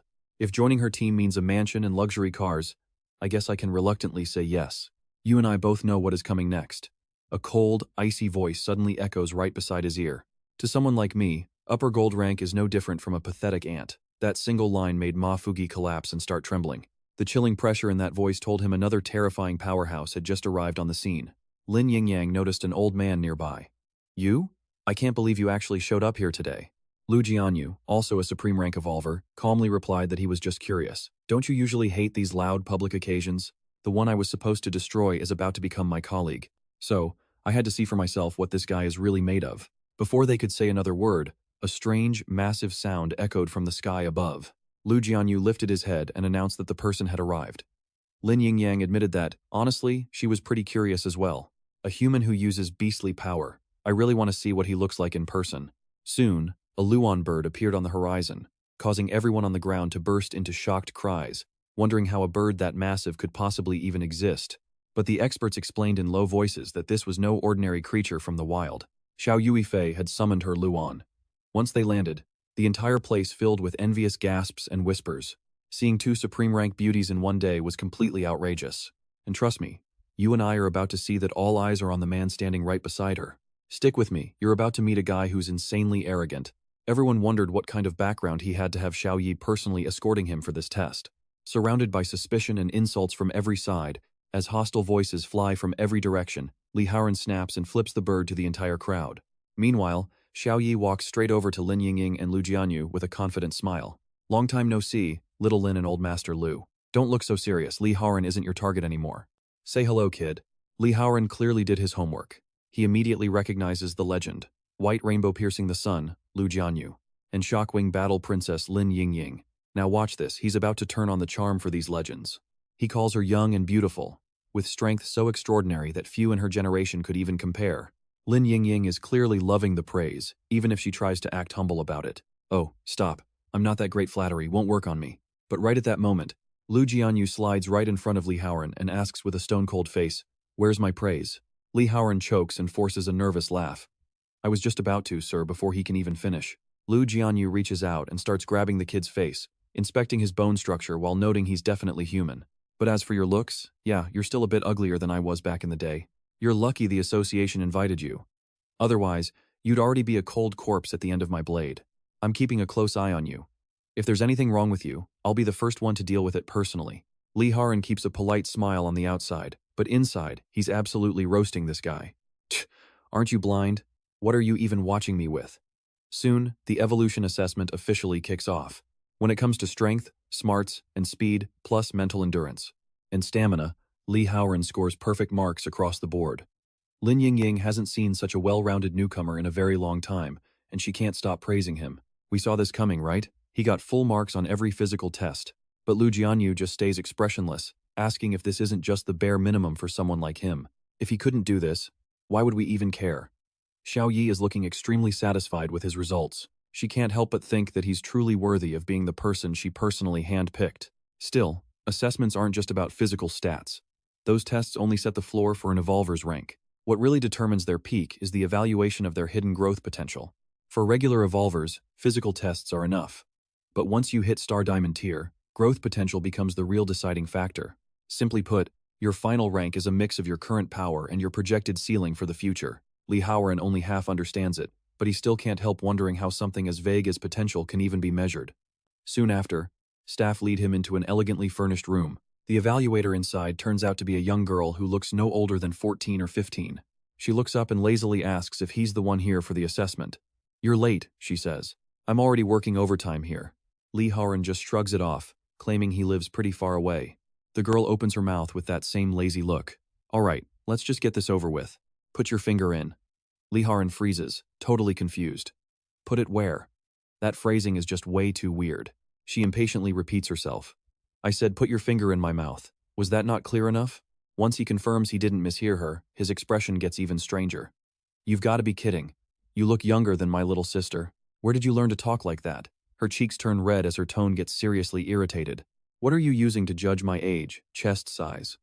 "Listen, I'm already an adult, all right? Plus, my tongue has a special sensory ability. Just by touching your skin, I can measure your growth potential. Asking for your finger is actually the safest and easiest way to do this test. Now that you understand, hurry up, I want to clock out." Liha Ren finally gets it, and he turns awkward. So, he was the one with the dirty mind. Since there's no choice, all he can do is cooperate. And trust me, you and I really need to see what happens next. Alright, you and I are about to see what happens when a judge digs way too deep into our main character's soul. Liha Ren still felt incredibly uncomfortable with this kind of close contact. No matter how he looked at it, this whole scene felt weird. But in the very next heartbeat, cold sweat started pouring down the judge's face as her expression twisted in pure shock. Her consciousness had been forcibly dragged straight into Liha Ren's growth space. That place was saturated with a thick, crimson scent of blood, so heavy and oppressive it made her entire body tremble with dread. Now pay attention as she tries to glimpse Liha's absolute peak. A voice so horrifying it makes her skin crawl suddenly echoes through the void, stopping her cold. How dare a mere human pry into the true form of a demon god? Get out. In an instant, a terrifying force kicked Kui Mingyao straight out of Liha Ren's mind and back to reality. By the time she snapped out of it, she was already shaking uncontrollably with wide-eyed, paralyzing fear. Liha frowned, immediately asking what happened and exactly what she had sensed inside his mind. Before he could press her, staff members rushed in and announced the assessment was over, telling Liha Ren to head outside for the results. Please wait in the hall for the final official announcement. A long time passed, yet Kui Mingyao was still gasping for breath, looking nowhere close to actually recovering from the shock. Even Zhao Yifei looked stunned. It's rare to see a heavenly judge like Kui Mingyao shaken this badly by a single candidate. Let that sink in, she ended up like this from just a tiny glimpse of his future. Could his limit be far beyond supreme rank? Kui Mingyao could only shake her head in panic, whispering that it was much further. Hearing that, Zhao Yifei froze, wondering if she had actually just misheard something so impossible. At that moment, the broadcast began announcing Liha Ren's final evaluation results. The entire room fell into a dead silence, everyone waiting to hear the ranking of the final candidate. Final evolution rank, upper legendary rank, title granted, Demon Bane Bloodweeper. Liha Ren was definitely satisfied with that. It proved his value enough for the association's leadership to have serious expectations without giving away every single one of his secrets. Most importantly, it avoided the massive commotion a supreme rank result would have caused among the powerful elite. And honestly, that low-profile style suits our main character perfectly.